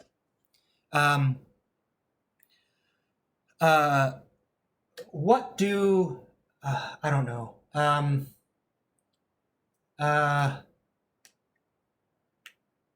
What do Rutgers students think about having in-person classes in the fall? Certainly, that's a number that exists. But in one way you could calculate it is to ask every single student at Rutgers and tabulate it. That would be painful to do. Instead, you can ask 1,000, or let's say 300 random students. And then you take that as your average. Why is that reliable? It's reliable because you've just computed an empirical average, and the probability that this empirical average, the one that you calculate by estimating it, shouldn't be so far off from the real thing. And so then you can just sort of say, okay, well, yeah, our polling showed that, we asked 300 students, and, it's probability X that students at Rutgers want to go to school. And these numbers are surprisingly small. I mean, when they do polling around the United States, for example, about getting the country's opinions on things, they poll 3,000, 4,000 people out of a country of a population of 300 million. And, does that make their estimates bad? No. Because the likelihood of their estimate being so bad is just very unlikely. Because things as soon as you start doing this over and over and over and over and over again, things will just sort of converge around it. So you can very much expect them to. It would be very surprising to be far away from this. If you read the crash course in probability that's on the Blackboard, the author goes through an example flipping coins. You flip a coin 1,000 times, and how likely is it that you would get more than 550 heads on a fair coin? It's like never. I mean, the probability is so ridiculously small. It might not feel like, oh, you're just going 50 more away, from 500 and anything above 550. But, good luck. You could pay big money to have somebody try. They could try, I don't know, try for a year. That's your job. All you do is flip a coin all day. You flip it 1,000 times, and have that be your full-time job. It's not going to happen. It's so unlikely. So again, I just really want to emphasize this point, because as far as statistics, this is the thing that makes statistics reliable. And you don't need to do something so many times. And even if you don't know what the real thing is, you can estimate it. And your estimation is going to be pretty solid. It will be unlikely that if you've sampled enough, that's what the large number is. That's the number of times you've tried it. then you're almost guaranteed to be very, very, very close to the right answer about the average, not about the specifics. You can't predict, the next person that you ask or, things like this, but you can very, very accurately talk about the average, okay, the expected value. And even though you might not know what it is in real life, you can just randomly sample and compute an average, and then randomly sample and then compute an average, and then average them together, and you're going to get very, very, very, very close to whatever the real average is. And you can kind of work in that way. All right, so let's take another break. I'd like you to ruminate on that a little bit. And when we come back, we are going to derive the normal distribution, the Gaussian. Not from equation math exactly. You'll see. We'll derive it. Okay. So let's take a 10-minute break, and I'll try to end early if I can today. All right. Thanks, guys.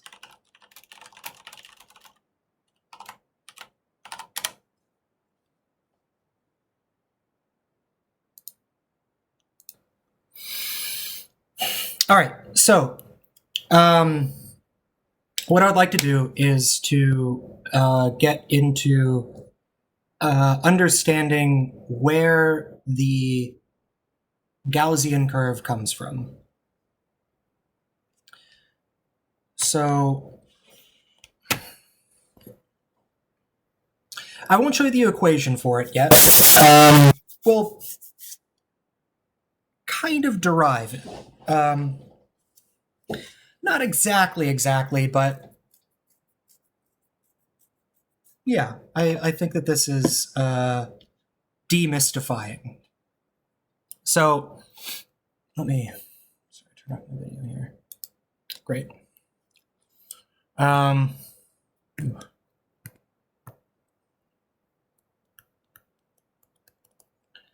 Continuous random variables. Okay. And we'll only be talking about one, which is the Gaussian, which is written this way. It's like a weird N looking thing. Mu sigma squared.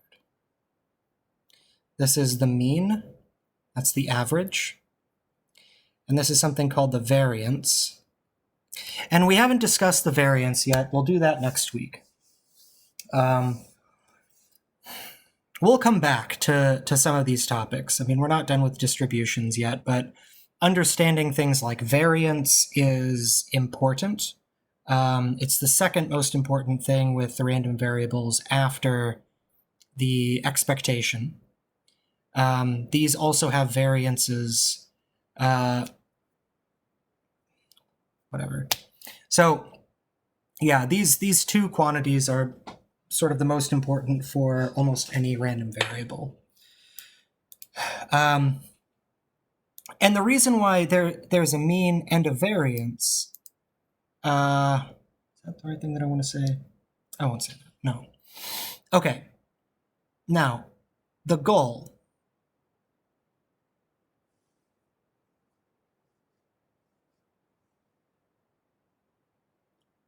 is to have something like this, where sigma squared defines how fat the curve is, and mu, this is pronounced mu, like mu, is where the thing is centered. So, you can have really tall ones, you can have like super fat ones, whatever. That's what the variance changes, is how fat the curve is. Let me make this even fatter. There we go. That's fat. All right. So All of these are examples of Gaussian curves. Normal. Actually, it's not quite right. The normal is mu equals 0, sigma squared equal 1, aka bell curve. Gaussian is the most general term. The normal is a specific Gaussian, namely when it's centered at 0 and the variance is 1.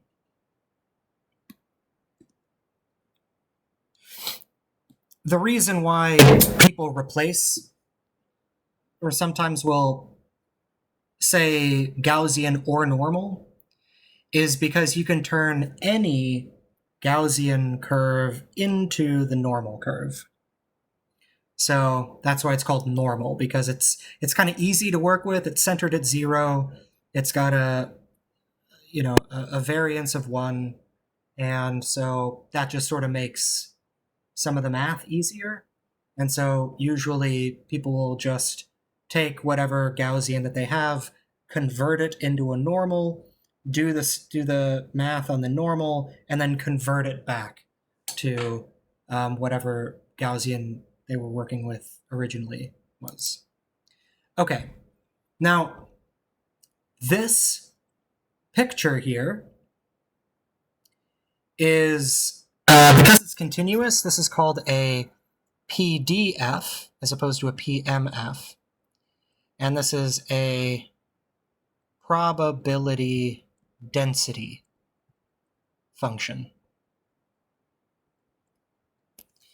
Whatever. It's all these ideas just carry over from here. So here you have a big mass of clay that is 1 pound. And then you can chop it up into pieces, and there's 1/10 of a pound, there's 1/10 of a pound, there's 8/10 of a pound. But if you add up all of them, they equal 1. And so for PDFs, it's exactly like that, except you can have smooth curves, not bar graphs. And so here, E of x, you use this,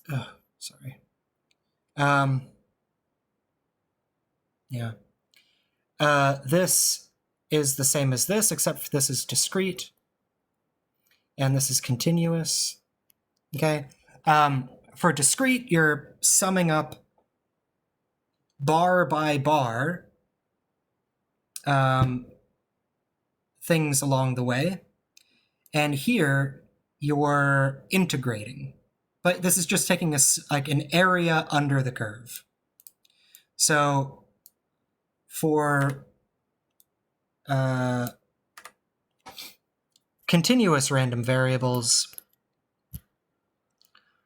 you take them from A to B, and it's x times the probability that,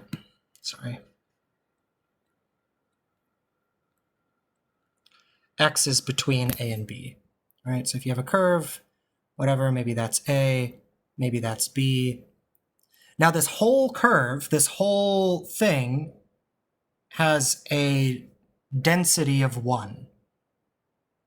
They use the word density just to differentiate it from the discrete case. But if you wanted to know, because this is an area of 1, if this is my event A, then the probability of A is just the same as before, the area, right? It's whatever area this is. And how do you compute the area of things that are smooth? Calculus. There you go. And here, x can't equal anything because this kind of brings up a strange philosophical conundrum where, let's say I wanted to consider this number c. C is exactly one number. then the probability of C is equal to 0. It's an infinitely thin line. And so what's the area of an infinitely thin line? 0. So how is it that if the probability for any one number is 0, that the probability for the whole thing can be non-zero? The math part of it, it's kind of the same thing with calculus. In any case, it's sort of solved by just think about ranges. So here's the sum, and then instead of the probability equaling something, it's the probability lying between two numbers. Other than that, everything else is the same. Okay. So I'll try to go through this somewhat quickly. I'd like to give you guys some time off, but we'll see. Okay, so the goal.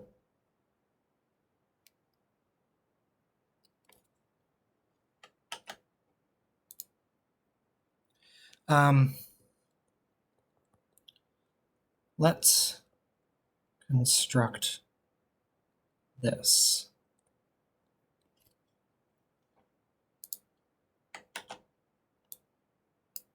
So,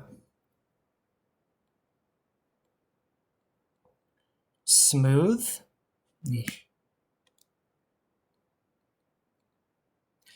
It's symmetrical and has an area of 1. Okay, that's it. Those are the three qualities that this graph has, that this type of curve has.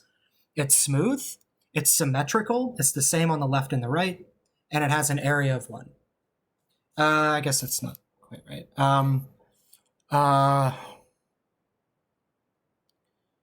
Tapers off around the mean.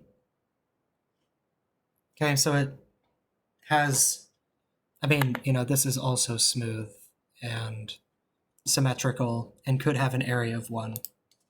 But it does not, if that's the mean, it does not taper off around the mean. Okay, so that's the goal. We want to construct this. All right? Who's somebody I haven't talked to today yet? How about Jen? Yeah, I'm here. Great. Hey.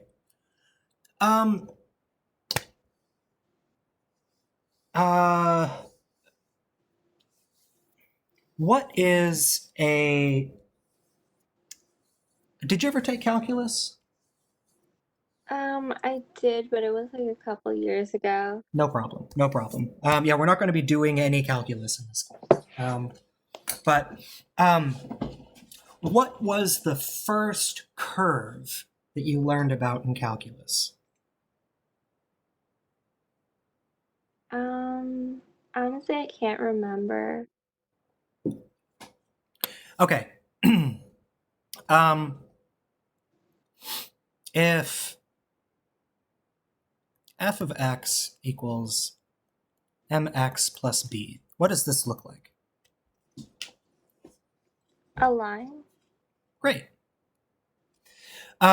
If this is the simplest line, what's the second simplest line? I would say a quadratic.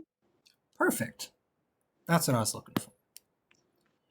So this is the second most simple one. M1x squared plus M2x plus b. All right. And what does a quadratic equation look like? The simplest one. U.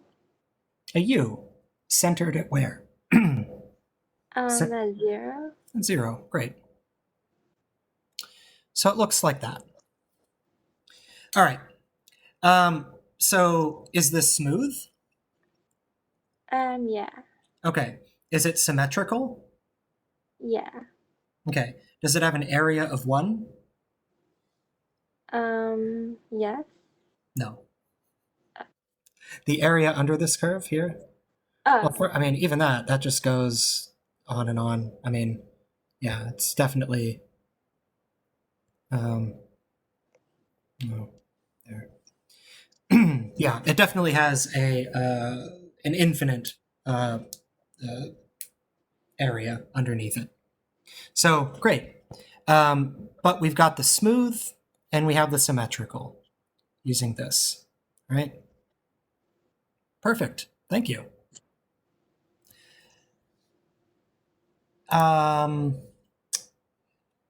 So this is a piece. Okay, again, we're trying to construct this. So here, the important part is the x squared. Okay, because it looks like this. We want something that's smooth and symmetrical, has an area of 1, tapers off around the mean. Okay, so we're kind of there, but this does not look like that. We need a little bit more. Yuhi. Yes. All right, I have a question. Do you know what f of x equals e to the x looks like? I don't quite remember, but it's like a U. It's like a u. Okay, let's construct it really quickly. E to the 0, what number is that? Sorry, what? E to the 0 equals what? Oh, 1. 1, yeah. Anything to the 0 equals 1. So we know it's going to cross here at 1. Mm. All right. How about e to the 1? You don't need to be exact, just roughly. It starts with 3. Come again? Is it start with like 3 or something? I don't know. Starts with 2. Oh, sorry. It's like 2.7 something. Okay. So just call it 2.7. All right, so e to the 1, 2.7. There's 1. Actually, I should give myself some more room here. Oh, I'm really not good at that. Okay, so here's e to the 0. E to the 0 is 1, as you say.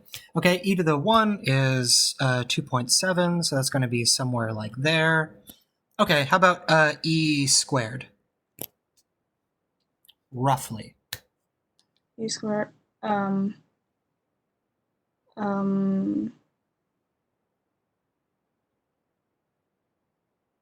Like between 4 to 9. I don't know. Yeah, between 4 to 9. Yeah, let's just call E3. It's kind of, and then 3 squared is about 9. But because 2.7 is a little bit under 3, I'll call it a little bit less than 9. Something like that. Yeah. Again, like we're not doing calculator stuff here. We're just trying to get a rough sketch. So, 1, 2, 3, 4, 5, 6, 7, 8, 9. Okay, so that's going to be up here. Great. All right. How about e to the minus 1? It's 1 over E. Okay, which is about what? About 0.3. Yeah, about whatever. Okay, so you're at minus 1. It's down here. Okay. How about e to the minus 100? It's getting closer to the X-ray. Okay. Does it ever cross underneath No. the x? No. All right. So we'll just start to draw it like that. Right. Roughly. That's what e looks like. So generally, I don't know. I draw it something like that. Whatever. Close enough. Very good. Thank you. Yeah, thank you, Yuhi. Who have I not spoken to yet? Kevin?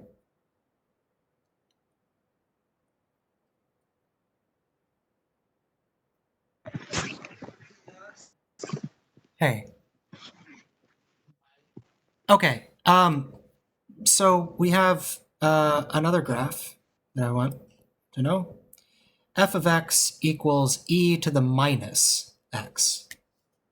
What does that look like?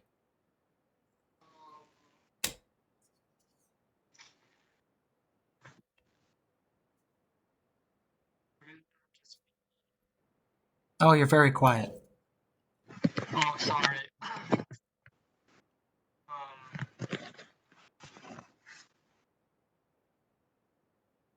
Would that be the opposite of e to the x? Opposite how? Huh? Opposite how?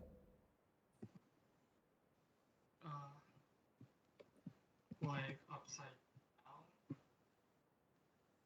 Upside down. Or, Huh? or would it be the reverse? It would be the reverse, right? Flip over the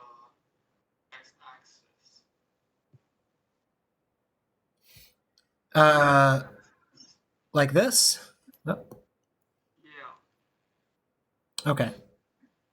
Yeah, right. So e to the minus x, why does it look like this? Well, e to the 1 is 2.7. And so if you flip it, then here, this is going to be the same as e to the minus 1.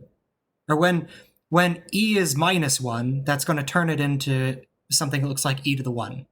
So it's still positive and whatever. That's, you can think about it a little bit. I mean, you can also just graph it, you'll see it, e to the 0, e to the 1, sorry, e to the minus 1, e to the minus, sorry. Yeah, e to the minus 1, e to the minus 2, e to the minus 1, and you'll see that whatever goes like this.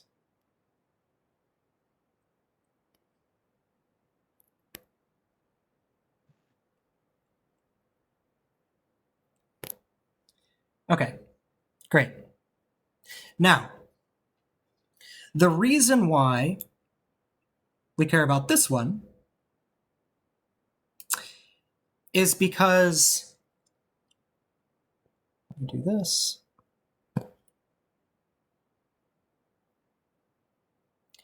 Sorry, it tapers off. This one tapers off here. Right? If you look at the right-hand side of this, how it sort of starts high, and then, let me draw this a little bit better. All right. It kind of starts high, and then it gets lower and lower and lower and lower and lower and lower on the right. Like this, right? So here, this starts high, and then it gets lower and lower and lower and lower and lower in kind of a smooth way. The problem with this is that it only tapers off here. Once you go into the negative x territory, it blows up, and we don't want that. We want something that looks like this. Okay? So, now let's combine them. Let's start combining this and this. E to the minus x squared.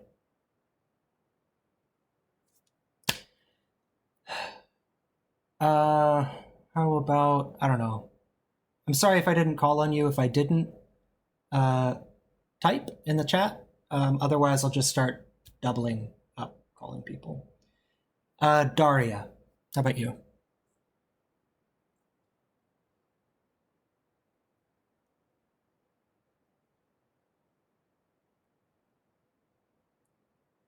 No, Daria. Hello? I'm here. Oh, great. Okay. Sorry, my sound wasn't working for a little bit. No problem. Okay. Yeah, so now we're trying to kind of combine each of these. The nice thing about this is that it's symmetrical on the left and on the right. The thing that we like about this is that it kind of tapers off like this on the right, at least. So we would like kind of the benefit of both worlds. So I'm sort of prompting you, I guess, but let's try this one. E to the minus x squared. What would that look like?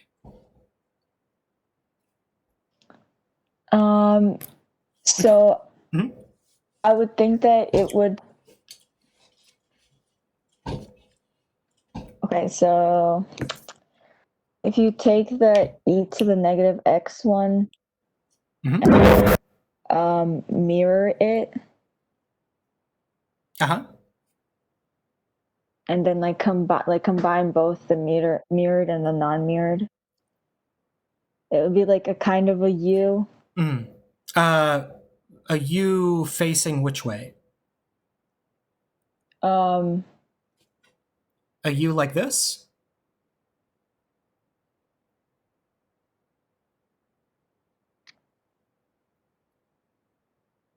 sorry, are you pointing to something? Oh, sorry, like this? Like the No. Okay. So a U like what? So I'm not sure if it would be a U going downward or to either left or right. I'm trying to figure Okay. that out. I'm not sure about that one. Sure. But I don't think it wouldn't be up though. Okay, so let's do three numbers. We'll do e to the 0. I'm sorry. When f of 0, f of 1, and f of minus 1. We'll get 3 points and then maybe we'll see something. So what is f of 0 here? Um, 1. 1. Very good. Yep. And how about f of 1?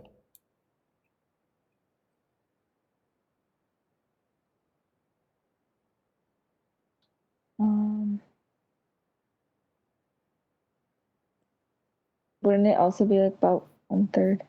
1/3. All right. Okay, how about f to the minus 1? Also 1/3. 1/3. Okay. Let me plot these out really quick. So we have 1, we have like 1/3 and 1/3, and does that? Let's try one more. F Yeah, 10. that was the shape initially that I was Okay. Yeah. thinking. Yeah. Yeah. Very good. So this is going to curve down like E on the right. Yeah. It'll be a little bit faster. It'll decrease faster because this is an x squared. And then here on the left. Okay. Perfect. Awesome. So this now let me show you. Okay. Do you have any guess of what the area underneath this curve would be? I don't expect you to. I'm just asking for fun. Well, wouldn't it still be infinity because both left and right go on wherever? Good question, but no. Yeah, not infinity. So, yeah, thanks, Daria. Now I want to give you the equation for a Gaussian.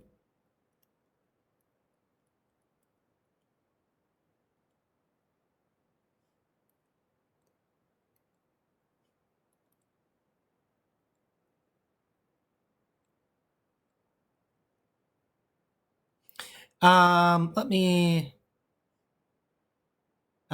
first when sigma squared is equal to 1.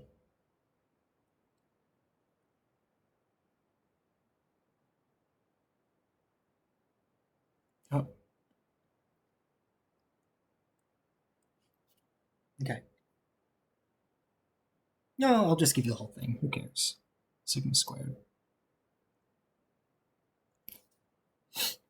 Okay. So you have this really funky thing in the front. We'll get there. Here, if mu is equal to 0, then this is just minus x squared.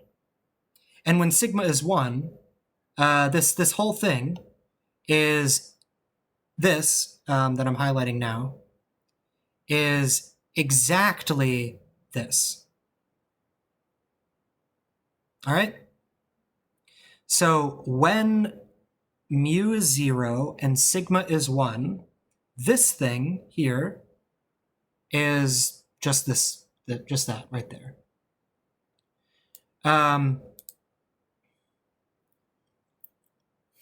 Who can I pick on now? How about Brian?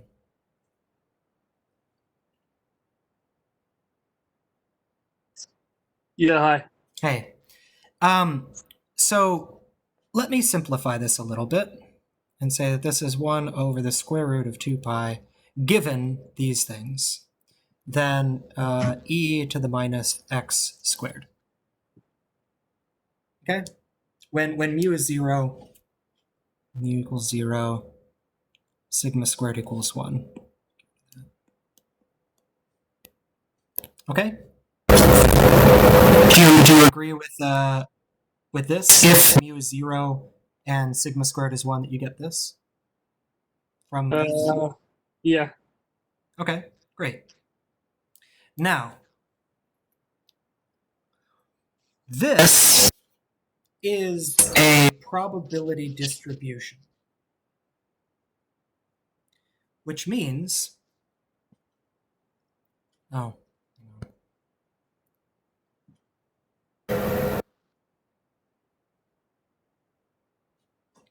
how do I do this?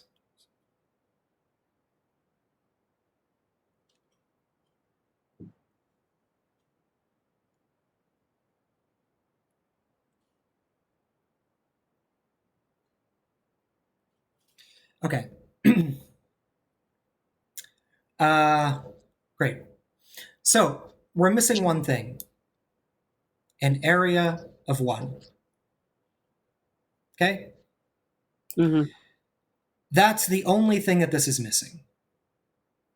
Now, if this, in green, does not have an area of 1, but this does have an area of 1, can you guess what the area of this is? 1.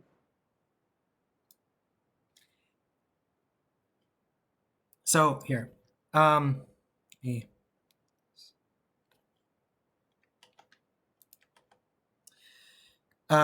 so here,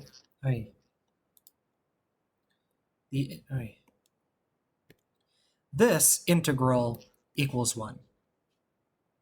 This integral equals, this can't equal 1. If this equaled 1, then it would mean that here that equals 1, and then you can, scale it. Then this would be like 1 over something else. This would be 1 over the square root of 2 pi. So would it be 0?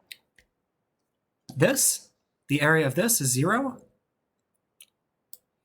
Okay, if this area were 0, here, let me do one more thing. This is equal to 1 over the square root of 2 pi times this. Okay, so if this is 0, then that would mean that this is 0, which would mean that 0 times anything is still 0, but it's not 0. This is equal to 1.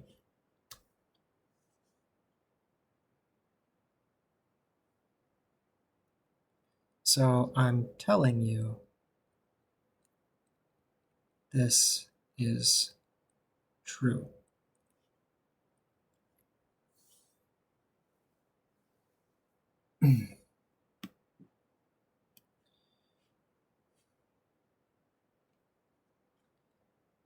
Therefore,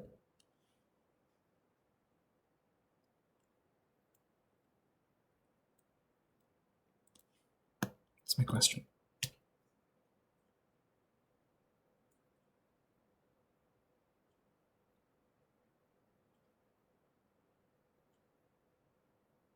Yeah, I'm not really sure on that one. Okay, here, let me help you out a little bit. Here, if I tell you that 1/3 y is equal to 1,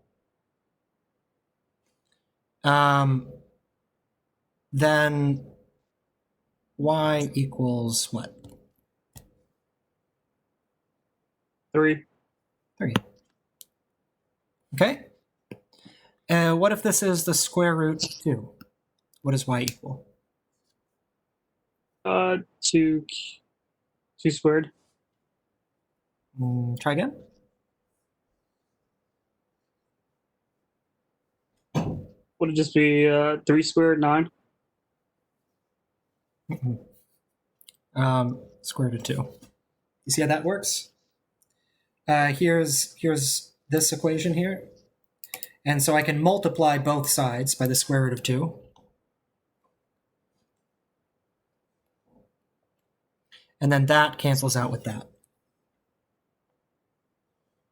So y equals the square root of 2. Okay with that? Sure. Don't disagree with me. I want to know, like, do you see No, yeah, I that? get it. Okay, okay, good. Okay. Yeah, if you don't, tell me. All right. So, okay. So looking at this and this, like this, you can just think about this as a variable. Why? So would it be the square root of 2 pi? Perfect. Square root of 2 pi. Exactly. Very good. Thank you so much. All right, so guys, this is yeah. I'll finish up here. So why? When I don't want you to look at this equation for the first time and think like, what the hell is going on? There's an e raised to some negative power. Why is this thing squared? What the hell is a 1 over the square root of 2 pi? Like, what? Like, there's just so much happening in this that I assume that most people just look at it and think, whatever, I don't know, I'll just use it, I guess. But it's very, again, this isn't a mathematical, like, we didn't derive it in the way that we've driven things through equations. But you take these simple concepts. I mean, really, this is the, if you can get here, you're like 90% of the way there. After this, the only thing you need to do is to integrate this. And you'll find that if you do integrate it, you'll get this number, the square root of 2 pi. Therefore, to get the very last thing that we want, an area of 1, then we have to divide by 2 pi. Right? That's where the 1 over 2 pi comes from. Because this has an area of 1 over 2 pi, or the square root of 2 pi, but we need it to equal the number 1 for it to be a probability. So, just divide by it, and there you go. Now you got the number 1. Okay? So, I hope that that helps demystify this really crazy looking thing with square roots and pies and e's to the negative power and squares and all that. This other stuff, the sigma, the mu, I could go through that and justify why it's this way, but I don't want to go that deep in this class. I think that if you just have, this much of an idea, why really this part, the e to the minus something squared, if you're comfortable with that, it's fine. This is just a correction term. It's a really weird correction term. The reason why is if you actually do this calculus, you'll get this number. But this isn't a calculus class. We won't be going through it. Like how to show this formally, but here we've, in a roundabout way, demonstrated it. Okay, so that's it. Thank you, guys. Yeah, I will see you on Thursday, and I'll try to have the homework out by tomorrow. It'll be due in a week. That's it. Thanks, guys.